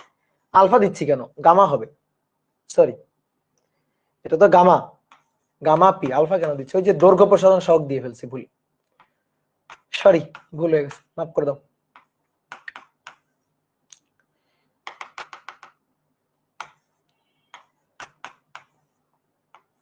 গামা পি থিটা, তাহলে গামা পি ইকুয়াল টু কত? অতএব গামা পি স্থির চাপে আয়তন প্রসারণ সহগ del V divided by V naught theta. তাহলে আসো মান বসাই। ডেল ভি এর মান এই যে আয়তন কতটুকু বৃদ্ধি পাইলো 1 × 10⁻³ ডিভাইডেড বাই ভি নট এর মান 4 × 10⁻³ আর থিটার মান 0 ডিগ্রি সেলসিয়াস থেকে এত, তাহলে এইটা হচ্ছে আমার থিটা। তাহলে 68.25 68.25 ডিগ্রি সেলসিয়াস আর কি। তাহলে এইটা হচ্ছে গামা পি এর মান। তাহলে দেখি গামা পি এর মানটা কত আসে। 1 exponential function -3 divided by 4 exponential function -3 গুণ 68.25, তাহলে আসছে এই দেখো 1/273, একবারে কাটাই কাটাই এত পার ডিগ্রি সেলসিয়াস। এটা হচ্ছে গামা পি। তাহলে এই যে থিটা ইকুয়াল টু পরম শূন্য তাপমাত্রা, তাহলে অতএব পরম শূন্য তাপমাত্রা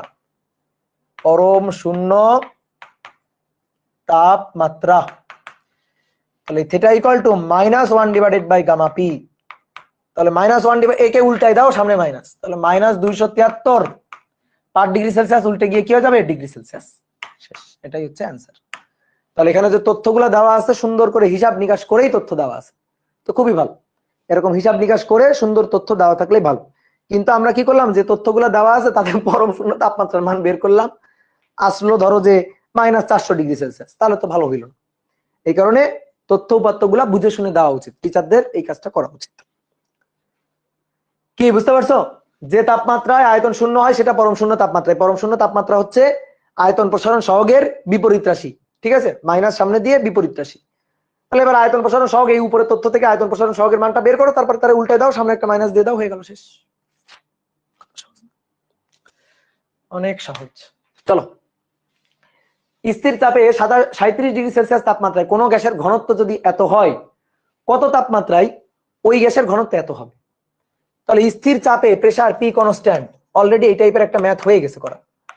তাহলে পি কনস্ট্যান্ট বলছে 37 ডিগ্রি সেলসিয়াস তাপমাত্রায় কোনো গ্যাসের ঘনত্ব, কোনো গ্যাসের T1 ঘনত্ব, এটা ρ1, তাহলে কত তাপমাত্রায়, মানে T2 চাইছে ওই গ্যাসের ঘনত্ব এত হবে, এটা ρ2, বুঝছো?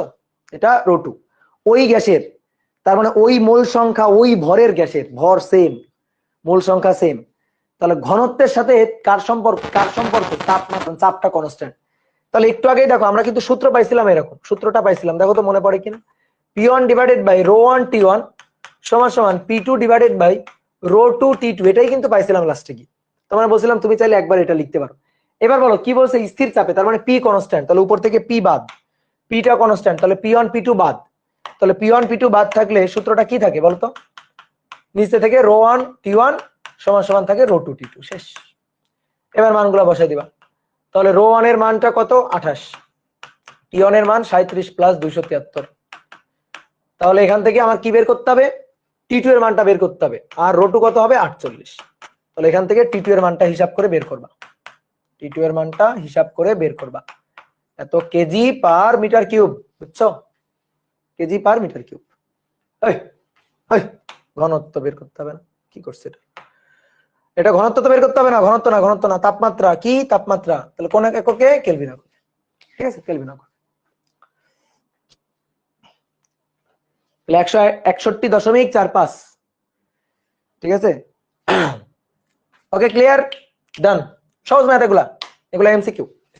এবার কি বলছে দেখো, নির্দিষ্ট ভর বিশিষ্ট, ভর সেম, ভালো কথা।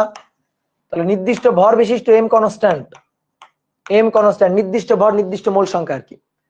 তাহলে এম নির্দিষ্ট ভর বিশিষ্ট 0 ডিগ্রি সেলসিয়াস তাপমাত্রায় ও 5 × 10⁵ প্যাসকেল চাপে কোন গ্যাসের ঘনত্ব 10 কেজি পার মিটার কিউব। তাহলে তাপমাত্রা T1, চাপ P1, ঘনত্ব ρ1। বলছে 25 ডিগ্রি সেলসিয়াস তাপমাত্রায় T2, এটা T2 চাপে উক্ত গ্যাসের ঘনত্ব, উক্ত গ্যাসের ওই গ্যাসটারই, সেম ভরের ওই গ্যাসটারই ঘনত্ব ρ2 কত হবে? তাহলে বোঝা গেছে কি করতে হবে? P1 ডিভাইডেড বাই ρ1 T1 সমান সমান P2 divided by rho two T2। এই ঘনত্বের ম্যাথগুলা কিন্তু বেশিরভাগ সময় আসে। তাহলে P1 এর মান 5 ইন্টু 10 টু দি পাওয়ার 5, ঠিক আছে, 5 into 10 to the power 5, rho 1 10, T1 0 plus 273 মানে শুধু 273। তাহলে রো 2 এর মান বের করতে চাই, T2 এর মান কত 25 প্লাস 273, আর উপরে P2 12 গুণ 10 টু দি পাওয়ার 5 প্যাসকেল। ঠিক আছে, সব জানো, শুধু জানো না রো 2 এর মান। সুন্দর করে রো 2 এর মানটা বের করে দিবা, শেষ। এই যে অনেকে করে ফেলছে 21.98, বসে দাও বক্সের মধ্যে, বসে দাও 21.98, ঠিক আছে। ওকে, নেক্সট চেঞ্জ করলাম। হ্যাঁ, নেক্সট আসো, দেখো এইবার আসো আমরা আসলে রিটেন টাইপের ম্যাথের মধ্যে যাচ্ছি এখন। ঠিক আছে, এর আগেও দু একটা ম্যাথ ছিল রিটেন টাইপ, সবই আর কি মিলানো আসে। তো দেখো এবার একটু বুঝতে হবে কি বলছে, দেখি একটু পড়ি আগে। ধরো তোমার কথাই বলি, তুমি একদিন একটা গাড়ি নিয়ে একটা শহরে গেছো। তো তোমার গাড়ির যে চাকাটা, সেই চাকায় তুমি ব্যারোমিটার দিয়ে, মানে চাপ মাপক যন্ত্র যেটা, তো তুমি চাপ মেপে দেখছো গাড়ির চাকার ভেতরে গ্যাসের যে চাপটা, সেই চাপটা হচ্ছে 2 into 10 to the power 5 Pascal. তুমি দেখলা গাড়ির চাকার টায়ারের চাপ মেপে দেখলা 2 into 10 to the power 5 Pascal. যে শহরে গেছো সেই শহরের তাপমাত্রা, বায়ুর তাপমাত্রা হচ্ছে 27 ডিগ্রি সেলসিয়াস, আর চাপ হচ্ছে 1 into 10 to the power 5 Pascal. যে শহরে তুমি গেছো সেই শহরের বায়ুর তাপমাত্রা, বায়ুমণ্ডলের চাপ তোমার বলে দেওয়া আছে। আর গাড়ির চাকার চাপটা তুমি পরিমাপ করে পাইছো হচ্ছে মেপে, পরিমাপ করে, কিন্তু কথাটা খেয়াল করো, পরিমাপ করে পাওয়া গেছে 2 into 10 to the power 5 Pascal. তুমি এবার অন্য একটা শহরে গেছো। এবার তুমি অন্য একটা শহরে যাওয়ার পরে দেখলা সেই শহরের বায়ুর তাপমাত্রা হচ্ছে 12 ডিগ্রি সেলসিয়াস, এবং সেই শহরের বায়ুমণ্ডলের চাপ একটু বেশি। কত বেশি, কত হচ্ছে 6.7 into 10 to the power 4 Pascal, sorry বেশি না কম, 6.7 into 10 to the power 4 Pascal. এবার বলা হচ্ছে তখন তার গাড়ির টায়ারের চাপ মেপে কত দেখা যাবে। তখন গাড়ির চাকার টায়ারের চাপ মেপে কত দেখা যাবে। এই যে একজন অলরেডি উত্তর বলে ফেলছে, এই কেমনে বললো উত্তর। তাহলে তখন তার গাড়ির টায়ারের চাপ কত মেপে দেখা যাবে, সেটা আমাদের বের করতে হবে। তাহলে আসো শুরু করি। যে জিনিসটা সুন্দর করে বুঝতে হবে সেটা হচ্ছে গাড়ির চাপ মেপে যেটা দেখলো সেটা গাড়ির টায়ারের ভিতরের অরিজিনাল চাপ না। মেপে যেটা দেখা যাবে সেটা হচ্ছে নিট চাপ, net pressure, net pressure, net pressure. আমি বুঝাই দিচ্ছি ব্যাপারটা কি। এইটা হচ্ছে চাকাটা, এই যে এটা হচ্ছে গাড়ির চাকা। তাহলে চাকার ভেতর তো হাওয়া আছে, তো এই হাওয়া চাপ দিচ্ছে বাইরের দিকে। তাহলে দেখো ভালো করে বোঝো, এই হাওয়াটা চাপ দিচ্ছে বাইরের দিকে, আর বায়ুমণ্ডল চাপ দিচ্ছে এই যে এভাবে। তাহলে এই প্রেসারটা বায়ুমণ্ডলের প্রেসার। দেখো চাপের আসলে দিক হয় না, কিন্তু এটা বোঝানোর জন্য আমি দিচ্ছি আর কি, মানে চাপের প্রেসারের জন্য অনুভূত বল আর কি। তাহলে বাইরের যে বায়ুমণ্ডলের চাপ, তার জন্য যে বলটা সেটা এইদিকে, আর ভিতরে ভিতরে যে বাতাসটা আছে তার জন্য যে বলটা সেটা হচ্ছে এই বরাবর। এই যে দেখো দুইটা ডিরেকশন আমি দিলাম। বলো তো কোন জায়গায় চাপটা বেশি, টায়ারের ভেতরে চাপটা বেশি না বাইরে চাপটা বেশি? এটা খুবই কমন সেন্স। কোথায় চাপটা বেশি? চাপটা ভেতরে বেশি। ভেতরে বেশি বলেই টায়ার যখন ফেটে যায় তখন ভেতর থেকে হাওয়াটা বাইরে চলে আসে। কিন্তু যদি এমন হইতো বায়ুমণ্ডলের চাপটা বেশি, টায়ারের ভেতরে চাপটা কম, তাহলে তো কি হইতো, বাইরে থেকে হাওয়া গিয়ে টায়ারের মধ্যে ঢুকতো। তাই কি হয়? হয় না তো। তাহলে কি হচ্ছে, তাহলে ভেতরে চাপটা বেশি আর বাইরে চাপটা কম। মেপে যেটা দেখা যাবে সেটা হচ্ছে নিট চাপ। মেপে আমরা যেটা দেখবো সেটা হচ্ছে নিট চাপ। তাহলে বায়ুমণ্ডলের যে চাপটা পি অ্যাটমসফিয়ারিক প্রেসার, এই যে পি এটিএম লিখলাম, আর ভেতরে যে চাপটা সেটা হচ্ছে গ্যাসের চাপ, গ্যাসের চাপ, ভেতরের চাপ সেটা হচ্ছে ধরলাম P1। তাহলে আমি মেপে যেটা পাবো সেটা হচ্ছে নিট চাপ, বাইরের চাপ ভেতরের চাপের নিট মানটা আমি পাবো মেপে যেটা পাওয়া যাবে। কথা বুঝছো? এই জিনিসটা খালি মাথায় রাখতে হবে। এই ম্যাথটা পাওয়ার জন্য তোমার এই জিনিসটাই খালি বুঝতে হবে যে আমি মেপে যেটা পাবো সেটা হচ্ছে এই দুইটা চাপের নিট, নিট মানটা, চাপের নিট ফলাফলটা পাবো আমি। তাহলে বলো কোনটা বেশি? P1 বেশি। আর কোনটা কম? পি অ্যাটমসফিয়ারিক প্রেসারটা কম। তাহলে মেপে যেটা পাওয়া গেল, মেপে কত পাওয়া গেল? 2 ইন্টু 10 টু দি পাওয়ার 5 পাওয়া গেল। তাহলে সেইটা হবে নিট চাপ, that is P1 minus P atmospheric pressure. এবার 2 ইন্টু 10⁵, P1 এর মানটা আমি জানি না, গ্যাসের ভেতরের চাপটা কত সেটা আমি জানি না, মেপে যেটা পাইছি সেটা জানি, আর P অ্যাটমসফিয়ারিক প্রেসার বায়ুমণ্ডলের চাপ, ওই শহরের বায়ুমণ্ডলের চাপটা দেওয়া আছে এটা আমি জানি। তাহলে এখান থেকে গ্যাসের ভেতরে আসলে চাপটা হচ্ছে P1, সেটা হচ্ছে 3 × 10⁵ প্যাসকেল। দেখো এটা আমি বের করে ফেললাম। অন্য একটা শহরে যাওয়া হয়েছে। আচ্ছা এখানে একটু তাপমাত্রাটা বলে রাখি, এখানে তাপমাত্রা ছিল কত? তাপমাত্রা ছিল হচ্ছে 27°C তাপমাত্রা। তাহলে T1 এটা হচ্ছে 27°C। এবার আসো, চাকাটা অন্য কোনো শহরে গেছে, গাড়িটা নিয়ে তুমি অন্য কোনো শহরে গেছো, ওই একই চাকা কিন্তু, ঠিক আছে, আয়তন সেম। এই প্রশ্নের পাশে লেখাও ছিল যে আয়তন সেম ধরবা, বা আয়তন ধরো, আয়তন দুইটা শহরেই চাকার আয়তন একই। এটা না বলে দিল আমরা বুঝি যে চাকার আয়তন একই, ওই চাকা নিয়েই তো তুমি অন্য শহরে গেছো, তাহলে আয়তনের তো কোনো পরিবর্তন হয়নি, তাহলে আয়তনটা ফিক্সড আছে। এবার আসো, এবার অন্য শহরে ভেতরে যে প্রেসারটা, সেই প্রেসারটার নাম দিলাম P2। বায়ুমণ্ডলের চাপ এইটা হচ্ছে P অ্যাটমসফিয়ারিক প্রেসার, এটা অন্য কোনো শহরের P অ্যাটমসফিয়ারিক প্রেসার, সেটা দেওয়াই আছে 6.7 × 10⁴ প্যাসকেল। আর আগে যেটা ছিল সেটা হচ্ছে কত? 1 × 10⁵ প্যাসকেল। তাহলে অন্য কোনো একটা শহরে প্রেসারটা হচ্ছে 6.7 × 10⁴ প্যাসকেল, এটা হচ্ছে অন্য কোনো একটা শহরে বাইরের প্রেসার। তাহলে এইবার বলো, এইবার মেপে যেটা দেখা গেল, মেপে যেটা দেখা গেল সেটা কিন্তু বলে দেওয়া নেই, ওইটাই আমার বের করতে হচ্ছে। মেপে কত দেখা গেল? ধরি মেপে দেখা গেল x, ধরি মেপে দেখা গেল x, ধরি মেপে দেখা গেল x, x হচ্ছে প্রেসার, ধরি মেপে দেখা গেল x পরিমাণ।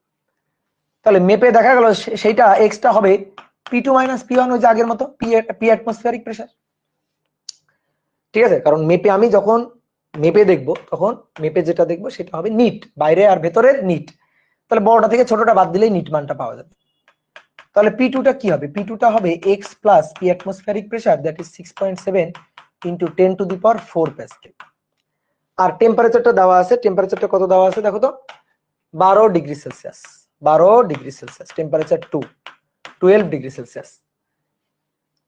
আয়তনের পরিবর্তন নেই, আয়তন কনস্ট্যান্ট, চাপের আর তাপমাত্রার পরিবর্তন। তাহলে আয়তন কনস্ট্যান্ট থাকলে চাপ আর তাপমাত্রার মধ্যে সম্পর্কটা কি? সমানুপাতিক। তাহলে এই সূত্রটা কি হবে? সূত্রটা হবে P1/T1 P2/T2, P1/T1 P2/T2। তাহলে প্রেসার P1 3 × 10⁵, বুঝছো? আর 27 + 273 300 আর কি, 27 + 273। P2 এর মান x plus 6.7 × 10⁴ divided by T2, T2 এর মান 12 + 273, 12 + 273। সবই তো জানি, তাহলে একমাত্র অজানা মান কার? অজানা মান কার? x এর। তাহলে x এর মানটা বের করবা 2.18 × 10⁵। নাও তোমাদের বিশ্বাস করলাম, হ্যাঁ এটাই आंसर, 2.18 × 10⁵ প্যাসকেল। কি ক্লিয়ার? এটা কিন্তু সুন্দর ম্যাথ। তাহলে কি শিখলাম আমরা? মেপে যেটা দেখা যাবে, যখন তোমাকে বলবে টায়ারের ভেতর চাপ মেপে দেখা গেল, তো মেপে দেখা গেল যেটা সেটা হচ্ছে নিট, কারণ চাকার বাইরেও চাপ আছে, চাকার ভেতরেও চাপ আছে, বাইরের চাপটা বায়ুমণ্ডলের চাপ, ভেতরের চাপটা গ্যাসের চাপ। তাহলে আমাদের দেখতে হবে নিট চাপ কত। তাহলে ভেতরে গ্যাসের চাপটা বেশি, সেটা থেকে বাইরের বায়ুমণ্ডলের চাপটা বাদ দিলে তুমি নিট চাপটা পাবা, আর মেপে দেখা যাবে সবসময় নিট চাপ। এটুকু মাথা রাখলে তোমার ম্যাথ হয়ে যাবে। কি ক্লিয়ার? ক্লিয়ার কিনা বলো? ডান। দেখো এবার একটা ছোট্ট ম্যাথ করে দেখি। আদর্শ তাপমাত্রা ও চাপে 1 মোল গ্যাসের আয়তন কত সেটা বের করতে বলছে। আদর্শ তাপমাত্রা ও চাপ, আদর্শ তাপমাত্রা হচ্ছে 0°C। ফিজিক্সে আদর্শ তাপমাত্রা, প্রমাণ তাপমাত্রা এগুলো হচ্ছে 0°C। স্বাভাবিক তাপমাত্রা বললে, নর্মাল টেম্পারেচার বললে এটা তো আসলে 25°C হওয়া উচিত, কিন্তু ফিজিক্সে দেখবা বিভিন্ন জায়গায় নর্মাল টেম্পারেচারটাকেও 0°C 0°C ধরে কিন্তু কেমিস্ট্রিতে আবার ঠিকঠাক করছে, ঠিক আছে, কেমিস্ট্রিতে আবার ঠিকঠাক করছে। তো প্রমাণ চাপ, প্রমাণ তাপমাত্রা, আদর্শ তাপমাত্রা এগুলো যদি বলা থাকে তাহলে তুমি বুঝে যাবে যে হ্যাঁ আদর্শ তাপমাত্রা, আদর্শ তাপমাত্রা বা প্রমাণ তাপমাত্রা এটা হচ্ছে 0°C। এটা নিয়ে কোনো কনফিউশন নেই। কি ক্লিয়ার? তাহলে এবার আদর্শ তাপমাত্রা ও চাপে 1 মোল গ্যাসের আয়তন এবং একক আয়তনে অণুর সংখ্যা বের করতে বলছে। আদর্শ তাপমাত্রা 0°C, চাপ হচ্ছে P = 1 × 10⁵। নরমালি এটাই লিখি আমরা। আচ্ছা পুরো মানটা যদি কেউ লিখতে চাও লিখবা 1.05325 ইন্টু 10⁵ এটা হচ্ছে চাপ, আদর্শ চাপ। 1 মোল গ্যাসের আয়তন বের করতে বলছে, পিভি ইকুয়াল টু এনআরটি। শেষ। ঠিক আছে, যেহেতু অন্য কোনো তথ্য দেওয়া নেই তো আমি কি করব, পিভি ইকুয়াল টু এনআরটি খাটাবো। তাহলে পি এর মান 1.05325 ইন্টু 10⁵। আয়তনের মানটা বের করতে হবে, মোল সংখ্যা হচ্ছে 1 মোল, আর এর মান 8.316 এসআই এককে, টেম্পারেচার 0 ডিগ্রি সেলসিয়াস মানে 273 কেলভিন। তাহলে এখান থেকে জানি না একমাত্র ভি এর মান। ওকে, ভি এর মানটা বের করে নিব। তাহলে 8.316 এক্সপোনেনশিয়াল ফাংশন না, লাগবে না, গুণ 273 ভাগ 1.05325 এক্সপোনেনশিয়াল ফাংশন 5। তাহলে 2.155 ইন্টু 10⁻² মিটার কিউব, এটা হচ্ছে আয়তন। শেষ, আয়তন হয়ে গেল। কি বের করছো, আয়তন বের করছো? 1.01 হবে, 1. কি করছে এটা, 1.01 হবে। দেখছো কি করছে এটা, 1.01, সরি 1.01 হবে। তাহলে দেখি, তাহলে 8.316 গুণ 273 ভাগ 1.01325 এক্সপোনেনশিয়াল ফাংশন 5। তাহলে 2.24 ইন্টু 10⁻², এটা মিটার কিউবে। দেখো লিটারে করলে যে 22.4 লিটার, যদি লিটারে লিখতে চাও লিখতে পারো, 22.4 লিটার যদি লিটারে লিখতে চাও তো মিটার কিউব রাখলেও হবে, কোনো সমস্যা নেই। কি ক্লিয়ার? এবার কি বলছে দেখো, বলছে একক আয়তনে অণুর সংখ্যা নির্ণয় করো। একক আয়তনে অণুর সংখ্যা ঐকিক নিয়ম করেও করতে পারো। ঠিক আছে, ঐকিক নিয়ম করেও তুমি করতে পারো একক আয়তনে অণুর সংখ্যা কত। তো একক আয়তনে অণুর সংখ্যা এটা বের করার আর একটা সহজ উপায় আছে, ম্যাথমেটিক্যালি চিন্তা করা, সূত্র দিয়ে চিন্তা করা। ঐকিক নিয়ম কে করে, এই বয়সে এসে কেউ ঐকিক নিয়ম করে বলো? তাহলে কি করে হিসাব করব, সূত্র দিয়ে, পিভি ইকুয়াল টু এনআরটি। আচ্ছা চিন্তা করো তো, ভি আয়তনে অণুর সংখ্যা এন, অতএব একক আয়তনে অণুর সংখ্যা এন বাই ভি, এটা না একক আয়তনে অণুর সংখ্যা। আমার তো এইটা বের করতে হবে, বড় হাতের এন ডিভাইডেড বাই বড় হাতের ভি। তো এখানে কোথায় আছে, এখানে তো মোল সংখ্যা, এখানে তো অণুর সংখ্যা নেই। মোল সংখ্যাকে ভাঙলেই অণুর সংখ্যা পাওয়া যায়। কেমনে? পিভি ইকুয়াল টু অণুর সংখ্যা ডিভাইডেড বাই অ্যাভোগাড্রোর সংখ্যা। দেখো তো মোল সংখ্যা না, আর টি, শেষ হয়ে গেল। তাহলে কি বের করতে হবে, আমাদের চাইছে কি একক আয়তন অণুর সংখ্যা, এন ডিভাইডেড বাই ভি চাওয়া হয়েছে, তো ভি এর সাথে পি আর এন এ গুণ, আর এন এর সাথে গুণ হচ্ছে আর ইন্টু টি। ওকে নাও, শেষ, ম্যাথ শেষ। তাহলে 1.01325 ইন্টু 10⁵, 6.02 ইন্টু 10⁻23, বুঝছো, ডিভাইডেড বাই আর এর মান 8.316, টেম্পারেচার 273। তুমি কিন্তু চাইলে ঐকিক নিয়ম করেও করতে পারতা, কিন্তু আমার ঐকিক নিয়ম ভালো লাগে না, তাই আমি করি না। 1.01325 এক্সপোনেনশিয়াল ফাংশন 5 গুণ 6.02 এক্সপোনেনশিয়াল ফাংশন 23, আর নিচে 8.316 ইন্টু 273। দেখো তো 2.68 ইন্টু 10⁻25 টি, এত টি আসছে কিনা দেখো। ঠিক আছে, গুড, ভেরি গুড। সহজ না বলো, পারা যাবে না? সবই সূত্রের খেলা। এবার দেখো, এটা কিন্তু খুবই সুন্দর একটা ম্যাথ। দেখি তোমরা করো তো, তোমরা করো, করে আমাকে উত্তর বলবা দেখি।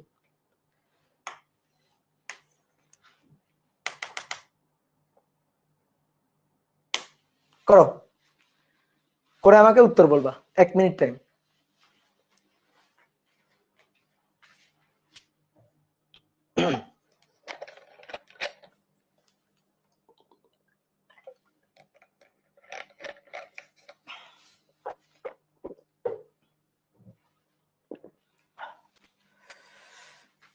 আহমেদ সরোয়ার, চ্যাপ্টার শেষ হইতে কয়টা ক্লাস লাগবে?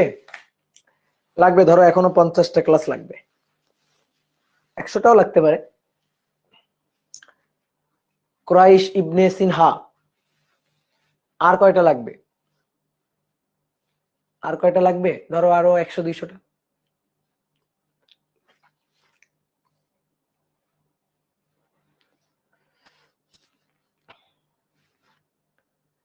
ভাইয়া লেকচার স্লাইড তো দিয়ে দিব, ক্লাস শেষে দিয়ে দিব। হয়েছে? কেউ পারো নাই? কেউ পারো নাই? উত্তর বলতে পারো নাই কেউ? Time up. একজন বলছে 4826.64। কি হিসাব করলা? এত কেন আসলো? হইতে পারে, জানি না আমি উত্তর। আরাফাত বাদশাহ, বলো কি বলছো, বলো।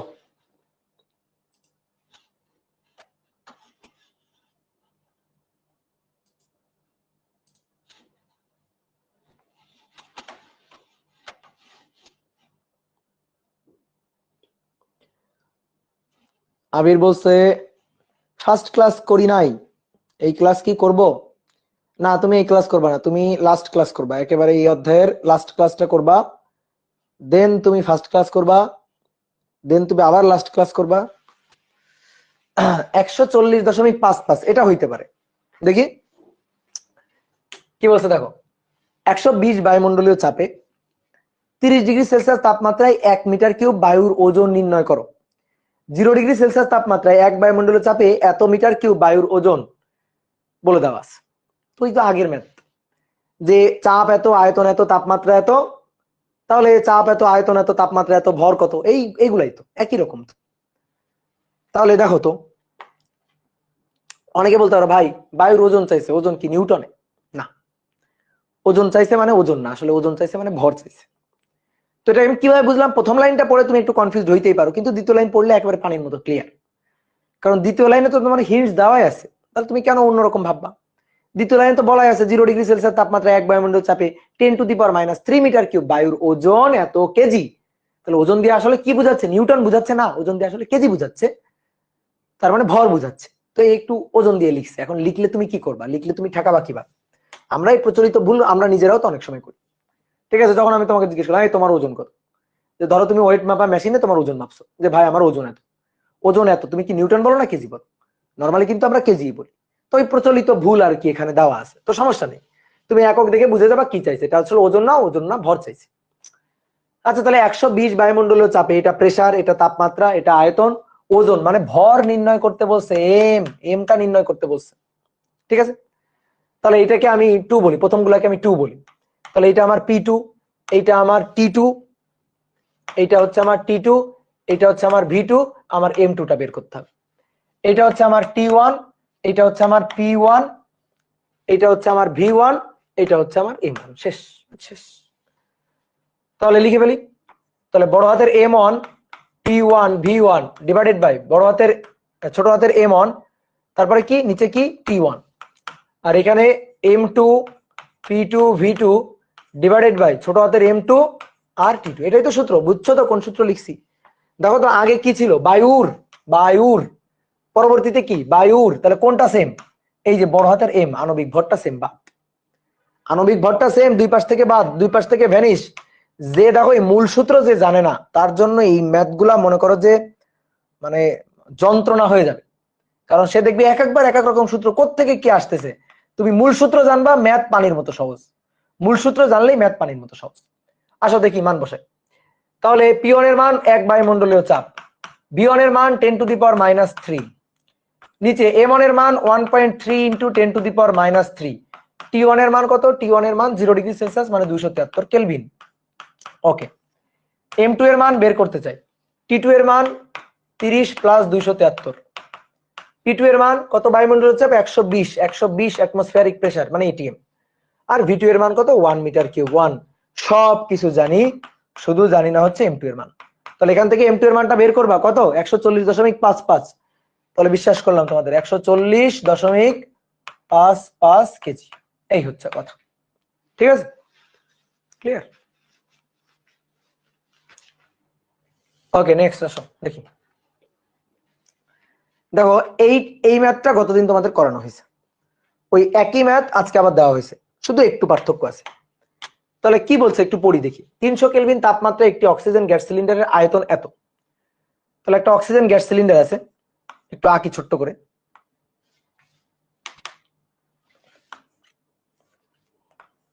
এই যে অক্সিজেন গ্যাস সিলিন্ডার, এই অক্সিজেন গ্যাস সিলিন্ডারের বলা আছে আয়তন কত, 5 × 10⁵ সেন্টিমিটার কিউব, এটা আয়তন। তাপমাত্রা 300 কেলভিন, তাপমাত্রা 300 কেলভিনে স্থির। এবার বলা হচ্ছে এতে 300 বায়ুমণ্ডলীয় চাপে, এর চাপ হচ্ছে 300 বায়ুমণ্ডলীয় চাপ, অর্থাৎ 300 ATM, অ্যাটমিক মানে অ্যাটমসফিয়ারিক প্রেসার। এবার কিছুটা ব্যবহারের ফলে এখান থেকে কিছু পরিমাণ অক্সিজেন গ্যাস, ধরো রোগী শ্বাস প্রশ্বাসের কাজে তার জন্য সরবরাহ করা হয়েছিল, এখান থেকে সে কিছু পরিমাণ অক্সিজেন গ্যাস শ্বাস প্রশ্বাসের জন্য ব্যবহার করে নিয়েছে। ব্যবহার করার পর দেখা গেল যে চাপ কমে 100 বায়ুমণ্ডলীয় চাপ হলো, চাপ কমে গেছে। এখান থেকে কিছু পরিমাণ গ্যাস বের করে নেওয়ার পরে কি হয়েছে, চাপটা কমে গেছে। বলো গ্যাস বের করে নিলে কি আয়তন কমে যাবে? বলো বলো দেখি, কত ক্লাসে কি শিখাইছিলাম বলো। এখান থেকে যদি কিছু পরিমাণ গ্যাস বের করে নেওয়া হয়, এখান থেকে কিছু পরিমাণ গ্যাস যদি বের করে নেওয়া হয়, বলো তাহলে কি সিলিন্ডার চুপসে যাবে? না, সিলিন্ডার একই রকম থাকবে, অর্থাৎ গ্যাসের আয়তন একই জিনিস থাকবে। তাহলে আয়তনের কোনো পরিবর্তন হবে না, ভি সেম থাকবে। এই যে এটাই হচ্ছে এই ম্যাথের মূল অংশ, ঠিক আছে? এই ম্যাথ পাইলে মনে মনে আগে লিখে নিবা, ভি সেম থাকবে, ভি সেম থাকবে। কারণ গ্যাসের আয়তন হচ্ছে পাত্রের আয়তন, এর মধ্যে থেকে তুমি যতটুকু গ্যাস বের করে নাও না কেন, যেটুকু গ্যাস থাকবে তার আয়তন পাত্রের আয়তনের সমান। তাহলে চেঞ্জ হবে কি? চেঞ্জ হবে মোল সংখ্যা, আগে ছিল N1 এখন হবে N2। তাহলে ব্যবহৃত মোল সংখ্যা হচ্ছে ΔN, that is N1 - N2। যতটুকু বের করে নেওয়া হয়েছে, যতটুকু গ্যাস বের করে নেওয়া হয়েছে তার মোল সংখ্যা কি? N1 - N2। তাহলে আয়তনটা সেম থাকবে, তাহলে আমি একটু লিখে নিই ভাইয়া, আয়তনটা সেম থাকবে, অর্থাৎ 5 × 10⁵ সেন্টিমিটার কিউবই থাকবে, ঠিক আছে? কিন্তু প্রেসারটা কমে গেছে। এতে দেখা গেল যে 100 বায়ুমণ্ডলীয় চাপে নেমে গেছে এবং তাপমাত্রা 250 কেলভিন। এই দ্বারাশো, এটা কিন্তু স্থির তাপমাত্রা ঘটনা না। গত ক্লাসে আমরা যে ম্যাথটা করছিলাম সেখানে তাপমাত্রাটা ছিল স্থির। তাপমাত্রা স্থির থাকতে হবে এমন কোনো কথা নেই, তাপমাত্রাও ফল করতে পারে। চাপও কমে গেছে, তাপমাত্রা কমে গেছে, হইতেই পারে কিছু পরিমাণ গ্যাস বের করে নেওয়া হয়ে গেছে, ভেতরে গ্যাসের প্রেসার কমে গেছে, ভেতরে গ্যাসের তাপমাত্রা কমে গেছে, হতেই পারে। তাপমাত্রা স্থির থাকতে হবে এমন কোনো কথা নেই, স্থির থাকলে তো ভালো, না থাকলেও কোনো সমস্যা নেই। তাহলে তো ভাই এই তাপমাত্রাটাকে আমি T1 বলতেই হবে, এটা টি বলা যাবে না। তাহলে এটা T1, এইটা হচ্ছে P1, ভালো করে বুঝছো? ভি কিন্তু কনস্ট্যান্ট, এই যে ভি কিন্তু একই। তাহলে V1 V2 নেই, ভি কিন্তু সেম। তাহলে প্রেসারটা এখন P2, সেটা কত? 100 বায়ুমণ্ডলীয় চাপ, তাহলে 100 অ্যাটমসফিয়ারিক প্রেসার। আর তাপমাত্রা T2, নতুন করে তাপমাত্রা T2, তাপমাত্রা কত? তাপমাত্রা 250 কেলভিনে নেমে গেছে, তাপমাত্রা কমে 250 কেলভিন। তাহলে ব্যবহৃত অক্সিজেন গ্যাসের পরিমাণ কত? পরিমাণ মানে মোল সংখ্যা। দেখো সেম ম্যাথ, শুধু আগের ম্যাথটার সাথে গত ক্লাসে যে ম্যাথটা করছি তার সাথে জাস্ট পার্থক্য হচ্ছে মোল মানে তাপমাত্রাটা আগে ফিক্স ছিল, এবার তাপমাত্রাটারও পরিবর্তন হয়েছে। তাহলে ΔN মানে কি? N1 - N2। তাহলে সূত্র কোনটা খাবে? সূত্র খাটবে হচ্ছে PV = nRT, এটা খাটবে। তাহলে এই ক্ষেত্রে কি হবে? P1 V constant, N1 R T1। এই ক্ষেত্রে কি হবে? P2 V কনস্ট্যান্ট, V একই, N2 R T2, আগে T ছিল, এবার T2 T1। তাহলে মোল সংখ্যা N1 সমান হয় T1 V / R T1 minus N2 P2 V / R T2। তাহলে এখান থেকে V কমন যাবে আর R কমন যাবে, কমন গেলে P1/T1 মাইনাস P2/T2 থাকবে, মান বসে দিতে হবে। আগে আমরা কি করছিলাম, যদি টেম্পারেচারটা স্থির থাকতো টিটাও কমন নিয়ে নিতাম, এই কাজটাই করছিলাম গত ক্লাসে। তাহলে V এর মানটা বসায় আসো, 5 × 10⁵, 5 × 10⁵, তো এটা তো ভাইয়া সেন্টিমিটার কিউব, তাহলে মিটার কিউবে করলে 10⁻⁻6, আর এর মান 8.316। এবার প্রেসার P1 300 ATM, তাহলে 300 গুণ 1.01 × 10⁵, এসে এককে নিয়ে নিলাম, বুঝছো? 300 গুণ 1.01 × 10⁵। T1 এর মান হচ্ছে 300 কেলভিন, T1 এর মান 300 কেলভিন, মাইনাস P2 হচ্ছে কত? 100 এটিএম, তাহলে 100 গুণ 1.01 ইন্টু 10⁵ ডিভাইডেড বাই 250 কেলভিন। এই যে 250 কেলভিন। তুমি চাইলে এই 1.01 ইন্টু 10⁵ এটারে কমন নিয়ে একবারে বাইরেও লিখতে পারো, কোনো সমস্যা নেই। তো দেখো আমরা হিসাব করার সময় ওই কাজটা করবো আর কি। তাহলে 5 এক্সপোনেনশিয়াল ফাংশন 5 মাইনাস 6 মানে -1 ইন্টু 1.01 এক্সপোনেনশিয়াল ফাংশন আবার 5।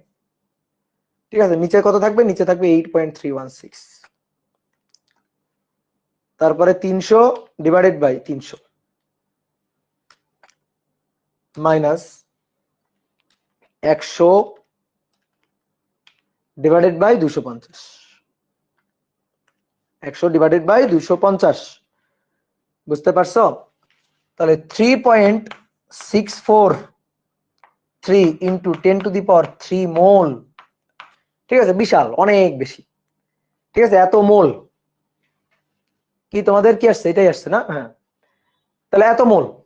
এবার আমাদের দেখো মোল সংখ্যা চাইনি, ভর চাইনি, অণুর সংখ্যা চাইনি। ঠিক আছে, মোল সংখ্যা চাইনি, ভর চাইনি, অণুর সংখ্যা চাইনি, চাইছে আয়তন কত। দেখো যাই বলুক, ঠিক আছে, ওই যে কুমিরের খাস কাটাই। ঠিক আছে, যাই বলুক সবই ওই কুমিরের খাস কাটাই। ডেলেন মোল সংখ্যা, ভর ভাগ আণবিক ভর, অণুর সংখ্যা বাই অ্যাভোগাড্রো সংখ্যা। তো এবার অণুর সংখ্যা বা ভর সংখ্যা চাইনি, কি চাইছে? এই যে পরেরটা চাইছে আয়তন ভি লিটার 22.4 লিটার। বুঝছো? তাহলে ভিএল এটা equal to del N into 22.4 litre, 22.4 litre.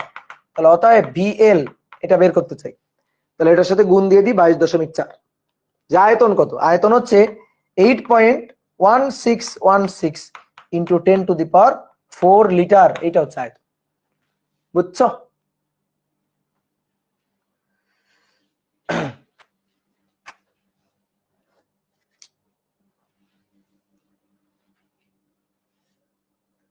কি ক্লিয়ার? বলো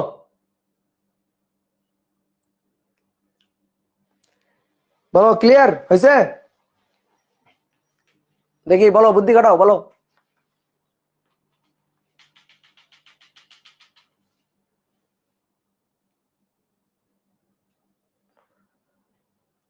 আয়তন কত? হয়নি, এটা হয়নি। ঠিক আছে, এইভাবে করা যাবে না, কিন্তু এভাবে করা যাবে না। তাহলে বলো কি করতে হবে, বলো দেখি।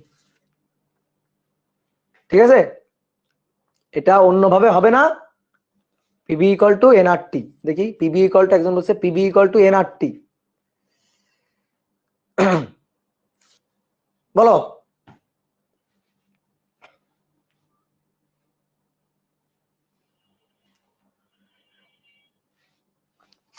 বলো কিভাবে করতে হবে। অনেকে বলতে পারছো যে ভুল হয়েছে, হ্যাঁ ঠিক আছে, এটা ভুল হয়েছে, এটা বলতে পারছো, কিন্তু কিভাবে করতে হবে দেখি বলো।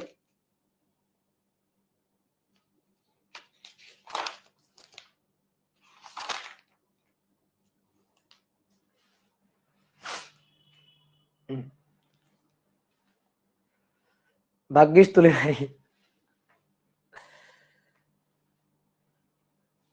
ওকে, এবার আসো দেখো, এই যে আয়তনটা তোমাকে যখন আমি করাই, এই সূত্রটা যখন লিখি, তখন একটা কথা বলছিলাম যে এইখান থেকে এই যে 22.4 লিটার, এটা কিন্তু এসটিপিতে, কিন্তু এই কথাটা কিন্তু বলছিলাম যে এইটা কিন্তু এসটিপিতে 22.4 লিটার, এই আয়তনটা কিন্তু এসটিপিতে আয়তন। তো এসটিপিতে আয়তন যদি না হয়, তাহলে কিন্তু এখান থেকে আয়তনটা বের করা যাবে না। ঠিক আছে, এখান থেকে আয়তনটা কিন্তু বের করা যাবে না। তাহলে এখান থেকে আয়তনটা বের করতে গেলে এই সূত্রটা কাজে লাগানো যাবে না। তুমি এখান থেকে ভর বের করতে পারো, অণুর সংখ্যা বের করতে পারো, যে পরিমাণ অক্সিজেন গ্যাস ব্যবহৃত হয়েছে তার আয়তন কত নির্ণয় করো। এই আয়তনটা একটা নির্দিষ্ট টেম্পারেচার প্রেসারের যদি না বলে, তাহলে আমি কিভাবে বের করতে পারি বলো তো? এখানে প্রশ্ন তুলতে মনে হয় কিছু মিস করা হয়েছে।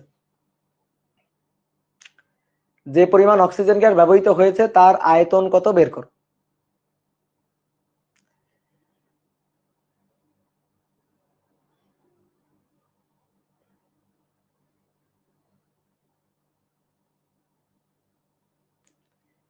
এসটিপিতে না বললে 22.4 লিটার, এটা দিয়ে আয়তন বের করা যাবে না। দাঁড়াও দেখি আমি একটু প্রশ্নটা এখান থেকে কোনো ওয়ার্ড মিস করছি কিনা। ডাটা মিসিং, হ্যাঁ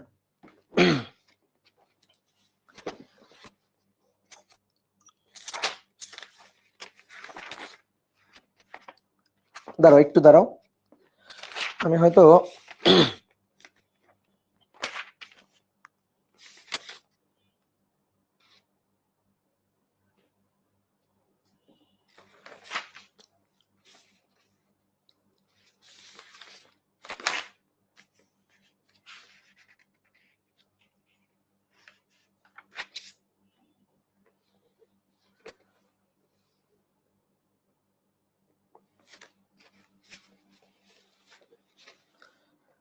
ব্যবহৃত হয়েছে তার, এই যে দেখছো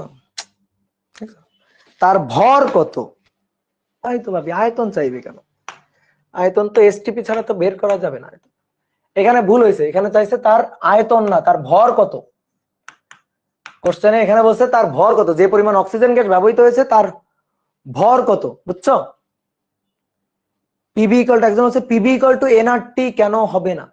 তুমি কোন পি কোন ভি ব্যবহার করবা বলো, কোন পি কোন ভি ব্যবহার করবা? লাস্টের কোনগুলা ব্যবহার করবা? এখান থেকে তো গ্যাস বের করে নেওয়া হয়েছে, এইখানে যে তাপমাত্রা আছে, এখানে যে চাপ আছে, এটা তো সিলিন্ডারের ভেতরের, আর যেটা বের করে নেওয়া হয়েছে এই মোল সংখ্যাটা তো ডেল এন তো তার, বুঝছো? এখান থেকে আয়তনটা বের করা যাবে না ওভাবে, তাহলে এখান থেকে বের করতে হবে ভরটা বের করতে হবে। এখানে ভর চাওয়া হয়েছে, ঠিক আছে, এখানে ভুল করে টাইপ করতে গিয়ে আয়তন লিখে ফেলা হয়েছে। তাহলে অতএব ভরটা বের করবা, ভর বা অনুসংখ্যাটা বের করবা। আয়তন বললে তখন এসটিপি বলবে যে এসটিপিতে আয়তন, তখন 22.4 নিয়ে করা যাবে। তাহলে ভর হচ্ছে ডেল এন ইন্টু আণবিক ভর এম, তাহলে ডেল এন এর মানটা হচ্ছে 3.643 ইন্টু 10⁻³ আর এটা 32 গ্রাম। তাহলে এখান থেকে হিসাব করে গ্রাম, এবার তুমি এটারে যদি কেজিতে আনতে চাও আনবা। কি ক্লিয়ার? ঠিক আছে, ম্যাথটা আরেকবার রিপিট করিয়েন। আচ্ছা ম্যাথটা আরেকবার রিপিট করতেছি, শোনো দেখো, টেম্পারেচার ছিল 300 কেলভিন, চাপ ছিল হচ্ছে 300 এটিএম, আর সিলিন্ডারের আয়তন ছিল হচ্ছে 5 ইন্টু 10⁵ সেন্টিমিটার কিউব। এখান থেকে কিছু পরিমাণ গ্যাস বের করে নেওয়া হয়েছে। কিছু পরিমাণ গ্যাস যদি বের করে নেওয়া হয় আয়তন কমবে না। আমরা গত ক্লাসে এই টাইপের একটা ম্যাথ করছিলাম, গ্যাস বের করে নেওয়া হলে আয়তন যা আছে তাই থাকবে, তাহলে আয়তনটা যা আছে তাই থাকবে। এবার গত ক্লাসের যে ম্যাথটা ছিল সেই ম্যাথটা ছিল কি টেম্পারেচারটা স্থির রেখে, কিন্তু এখানে টেম্পারেচারটা স্থির রাখা হয়নি, টেম্পারেচারও চেঞ্জ হয়েছে, হইতেই পারে ভেতর থেকে যদি তুমি গ্যাস বের করে নাও ভেতরের প্রেসার কমে যাবে, টেম্পারেচারও কমে যাইতে পারে। তো প্রেসার টেম্পারেচার দুটারই পরিবর্তন হয়েছে, তাহলে আয়তনটা ফিক্স আছে, এটা ধরেই আগাইতে হবে সামনে। তাহলে এখানে আমি সূত্র লিখলাম P1V1 সমান সমান মানে পিভি ইকুয়াল টু এনআরটি, এখানেও সূত্র লিখলাম PV equal to nRT. V দুই জায়গাতে সেম, মোলার গ্যাস কনস্ট্যান্ট আর দুই জায়গাতে সেম, আর সবকিছু আলাদা। মোল সংখ্যা আগে ছিল N1, মোল সংখ্যা এখন N2।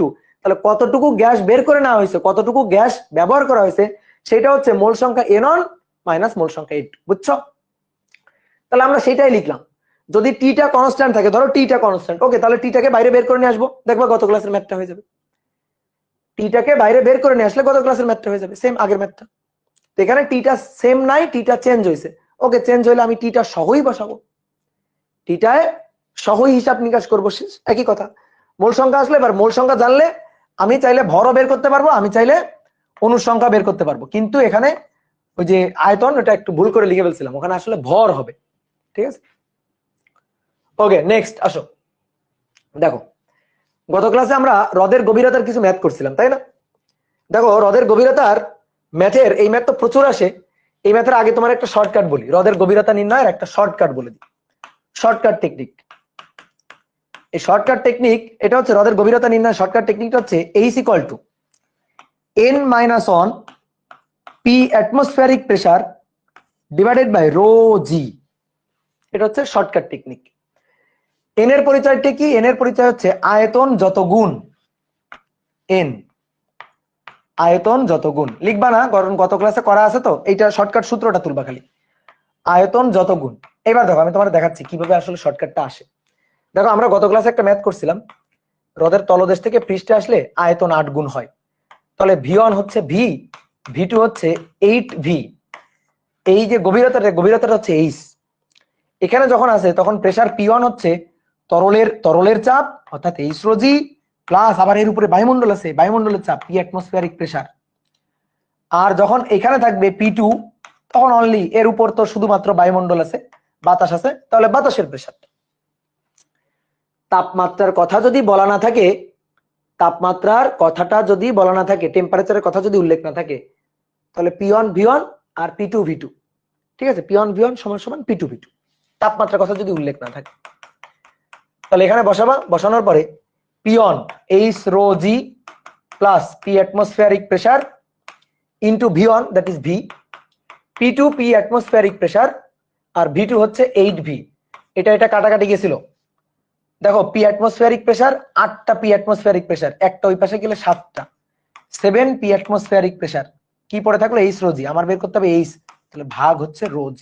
তাহলে এই লাইনটার দিকে তাকাও, দেখো গত ক্লাসে আমি তোমার হিসাব দেখাইছিলাম। তাহলে 7 PATM divided by rho G, আয়তন যদি 8 গুণ হয়, আয়তন যদি 8 গুণ হয়, এখানে কত হচ্ছে 7, মানে 1 কম, n-1, 8 থেকে 1 বিয়োগ 7, তাহলে 7টা PATM divided by rho G। তাহলে শর্টকাট সূত্র, তাপমাত্রার কোনো পরিবর্তন যদি না করা হয় আয়তন কত গুণ, জাস্ট তুমি সেটা জানবা। এটা প্রচুর এমসিকিউতে আসে, এটা অ্যাডমিশন টেস্টে প্রচুর জায়গায় এমসিকিউতে আসে। তাহলে এমসিকিউতে আসলে কি করব, ফটাস করে তুমি ক্যালকুলেটর চাপে উত্তর বের করে ফেলবা।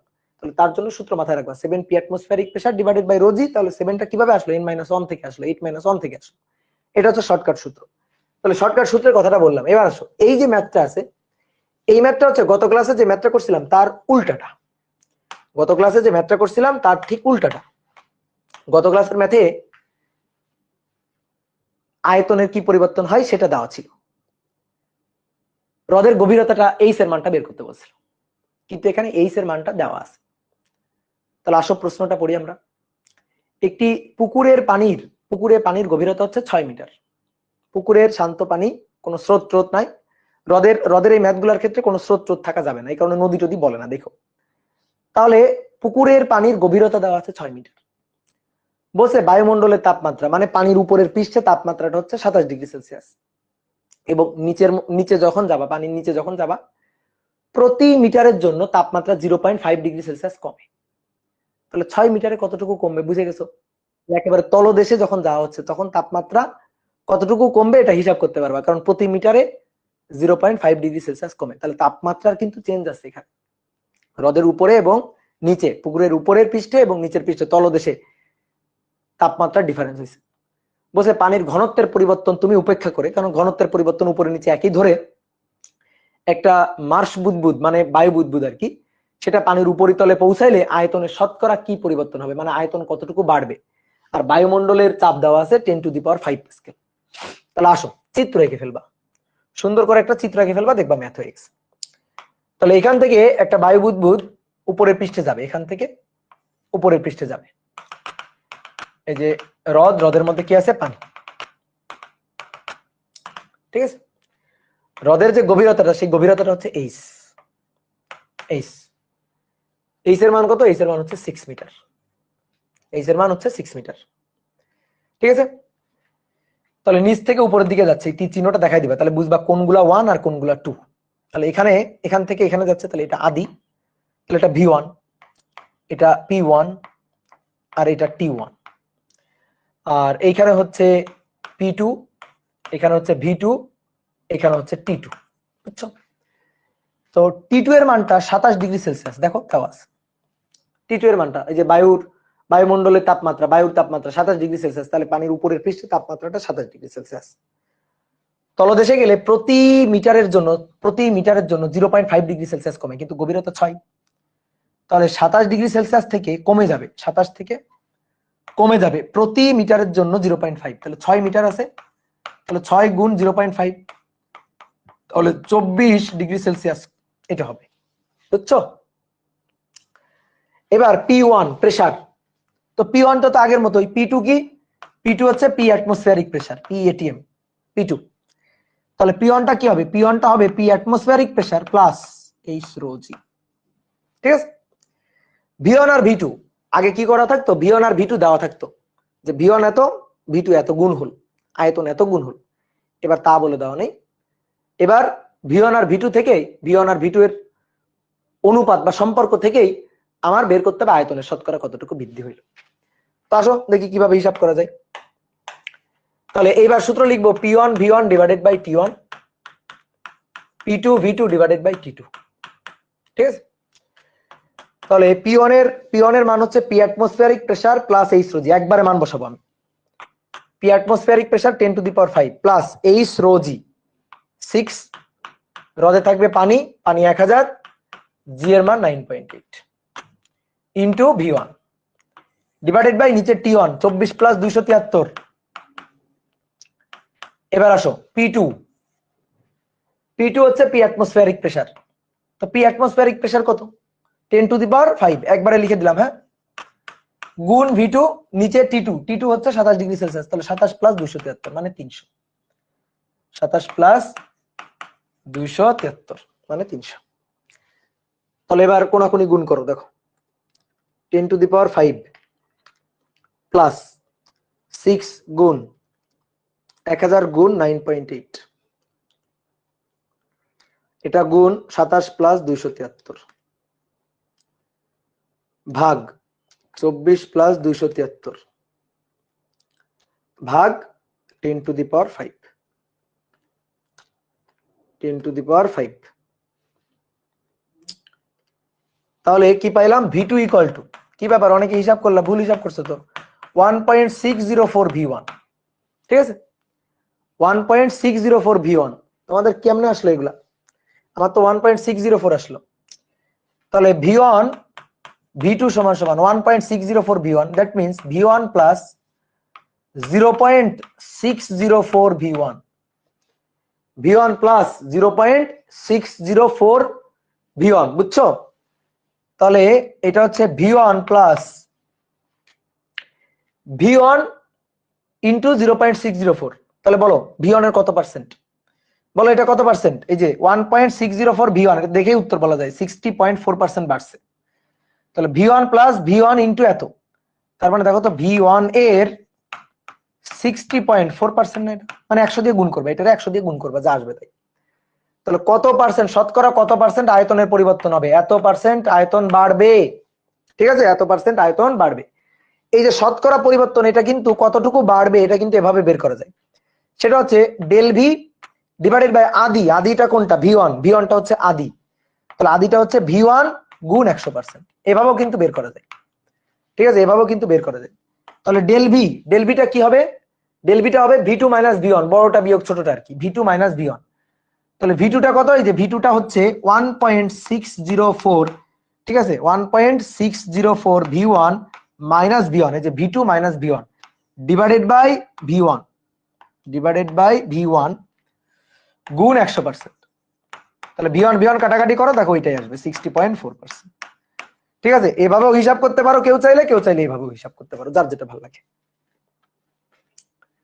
যার যেটা ভালো লাগে। কি ক্লিয়ার? বুঝতে পারছো? বলো বলো বুঝতে পারছো কিনা? ওকে, এবার আসো নেক্সট। দেখো শেষ ম্যাথ, এটা আজকের ক্লাসের শেষ ম্যাথ, অনেকক্ষণ পড়ে ফেলছি তো। দেখো 5 লিটার আর 3 লিটার আয়তনের দুটি পাত্রে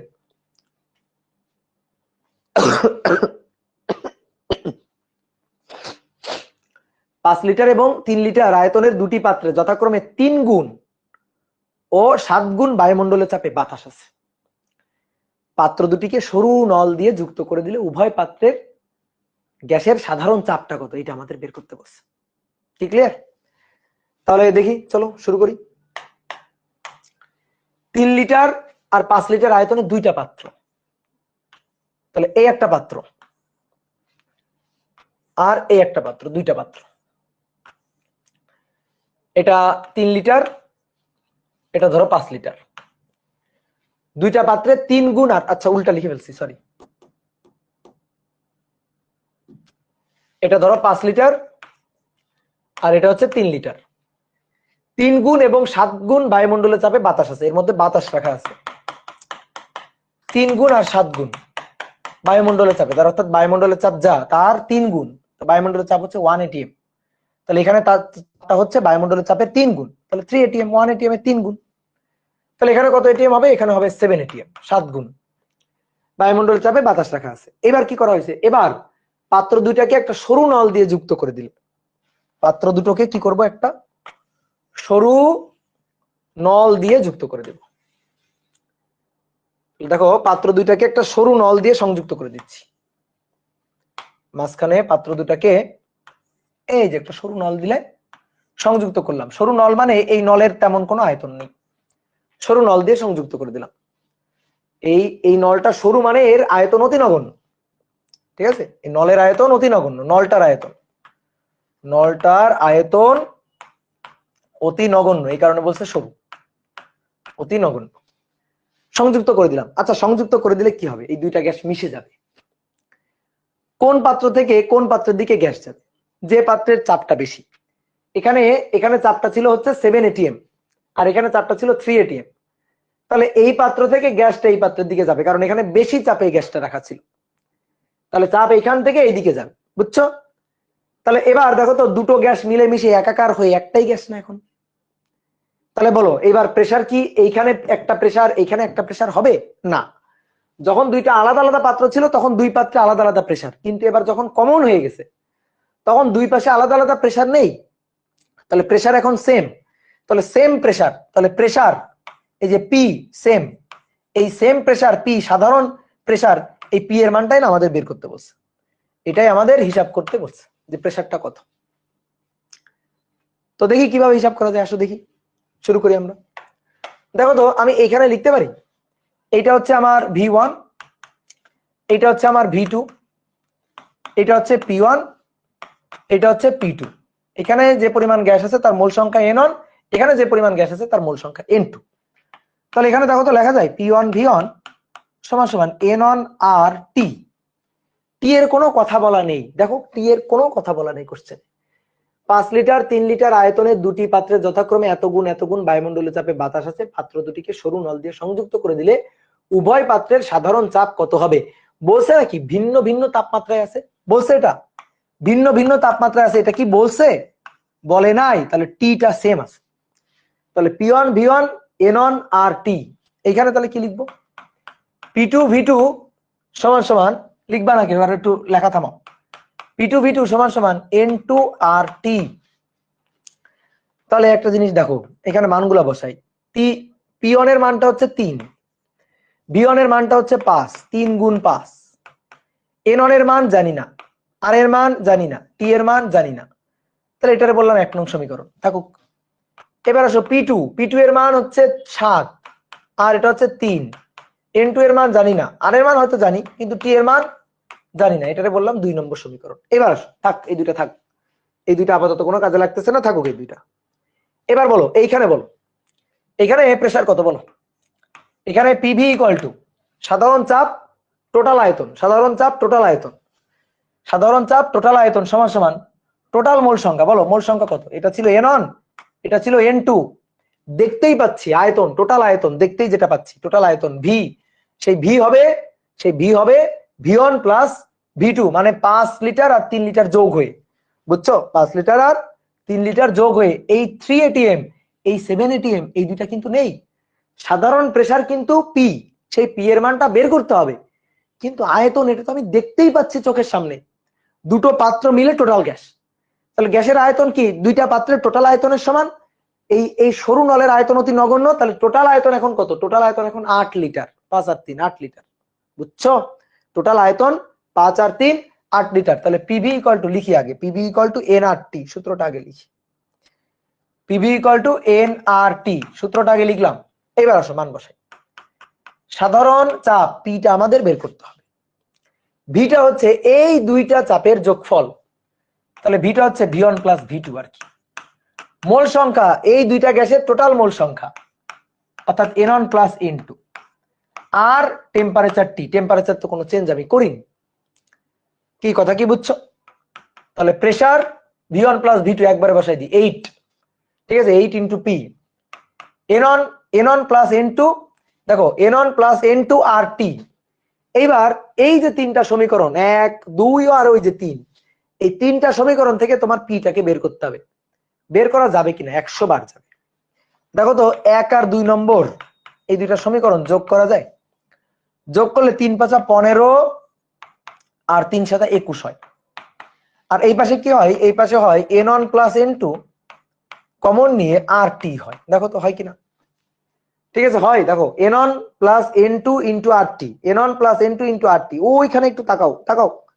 n1 + n2 * rt, দেখো তাকাও, n1 + n2 * rt।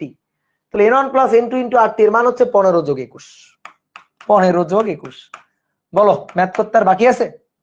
তাহলে ম্যাথ করতে আর বাকি নাই। তাহলে p = হবে 15 + 21 ভাগ 8। 15 + 21 ভাগ 8, 4.5। 4.5 এককটা কি হবে? এককটা হবে এটিএম, বায়ুমণ্ডলীয় চাপ। ঠিক আছে, অ্যাটমসফেরিক প্রেসার। যে 4.5 অ্যাটমসফেরিক প্রেসার। খুবই সহজ ম্যাথ। তাহলে কি করলাম আরেকবার বলি ভাই, দেখো সবাই দেখো, লেখা দাও বোর্ডে, দেখো দেখো 5 লিটার আয়তনে 3 এটিএম চাপে n1 মোল গ্যাস ছিল। 3 লিটার আয়তনে 7 এটিএম চাপে n2 মোল গ্যাস ছিল।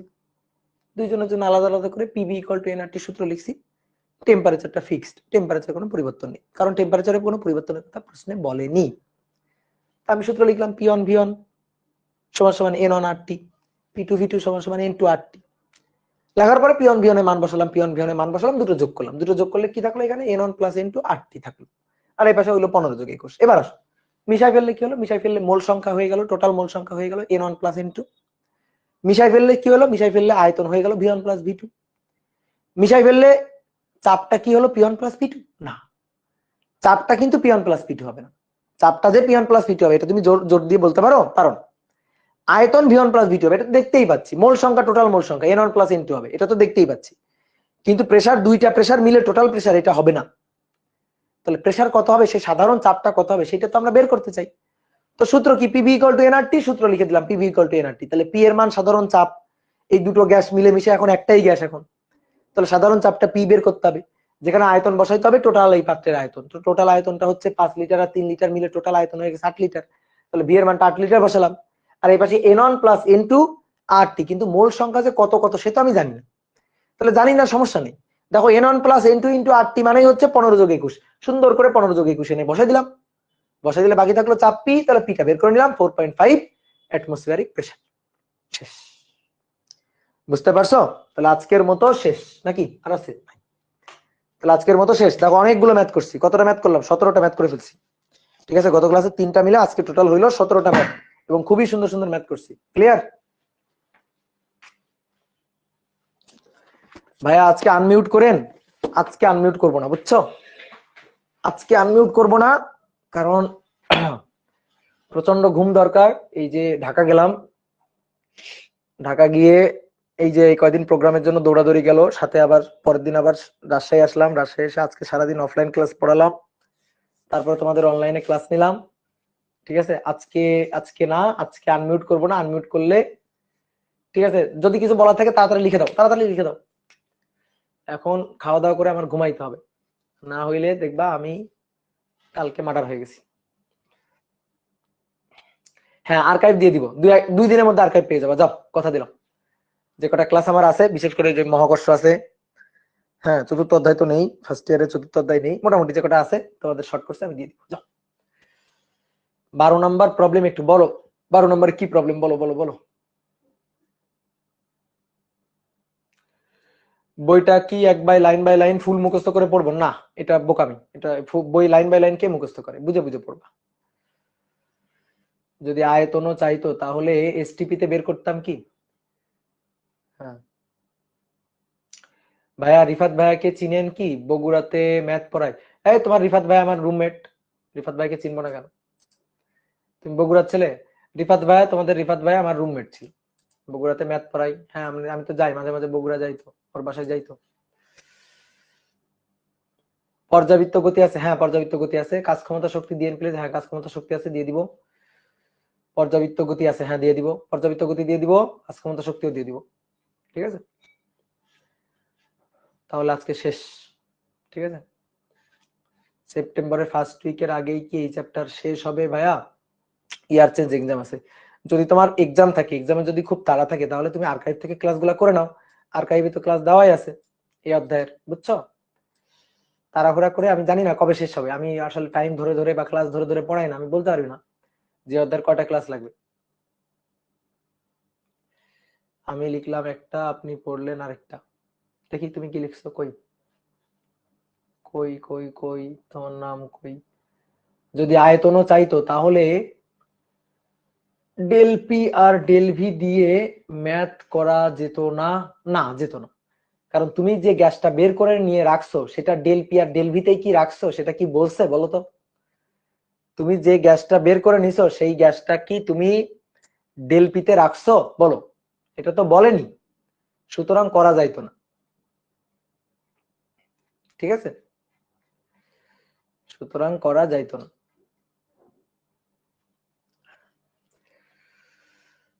আমার আর্কাইভ কি অ্যাডমিশন পর্যন্ত হবে? আশা করা যায় অ্যাডমিশন পর্যন্ত হবে, কিন্তু অ্যাডমিশনে ধরো ইঞ্জিনিয়ারিং অ্যাডমিশন থাকলে তোমার আরো একটু অ্যাডভান্স লেভেলের প্রবলেম সলভ করার টেকনিক জানতে হবে ভাই। কালকে কি অপার ভাইয়ের ক্লাস আছে?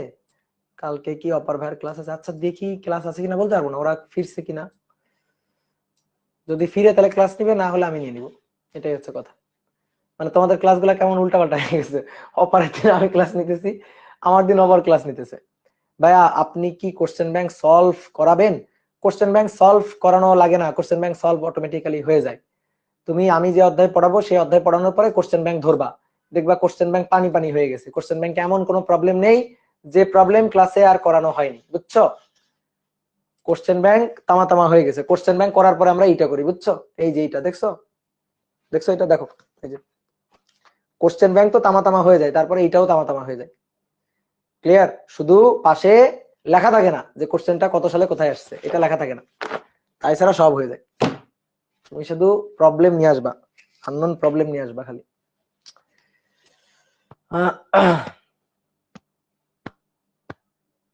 ওকে, তাহলে এখন বিদায়। আবার জিজ্ঞেস করে আর কয়টা ক্লাস লাগবে। ভাই আপনার কি তাপগতিবিদ্যার ক্লাস আছে? এই পাগল, তাপগতিবিদ্যার ক্লাস তো ইউটিউবেই দেওয়া আছে। তাপগতিবিদ্যার ক্লাস তো ইউটিউবেই ফ্রি দেওয়া আছে, যাও ইউটিউব থেকে করো। ওকে, টাটা টাটা টাটা, ঘুম লাগবে, ঘুম।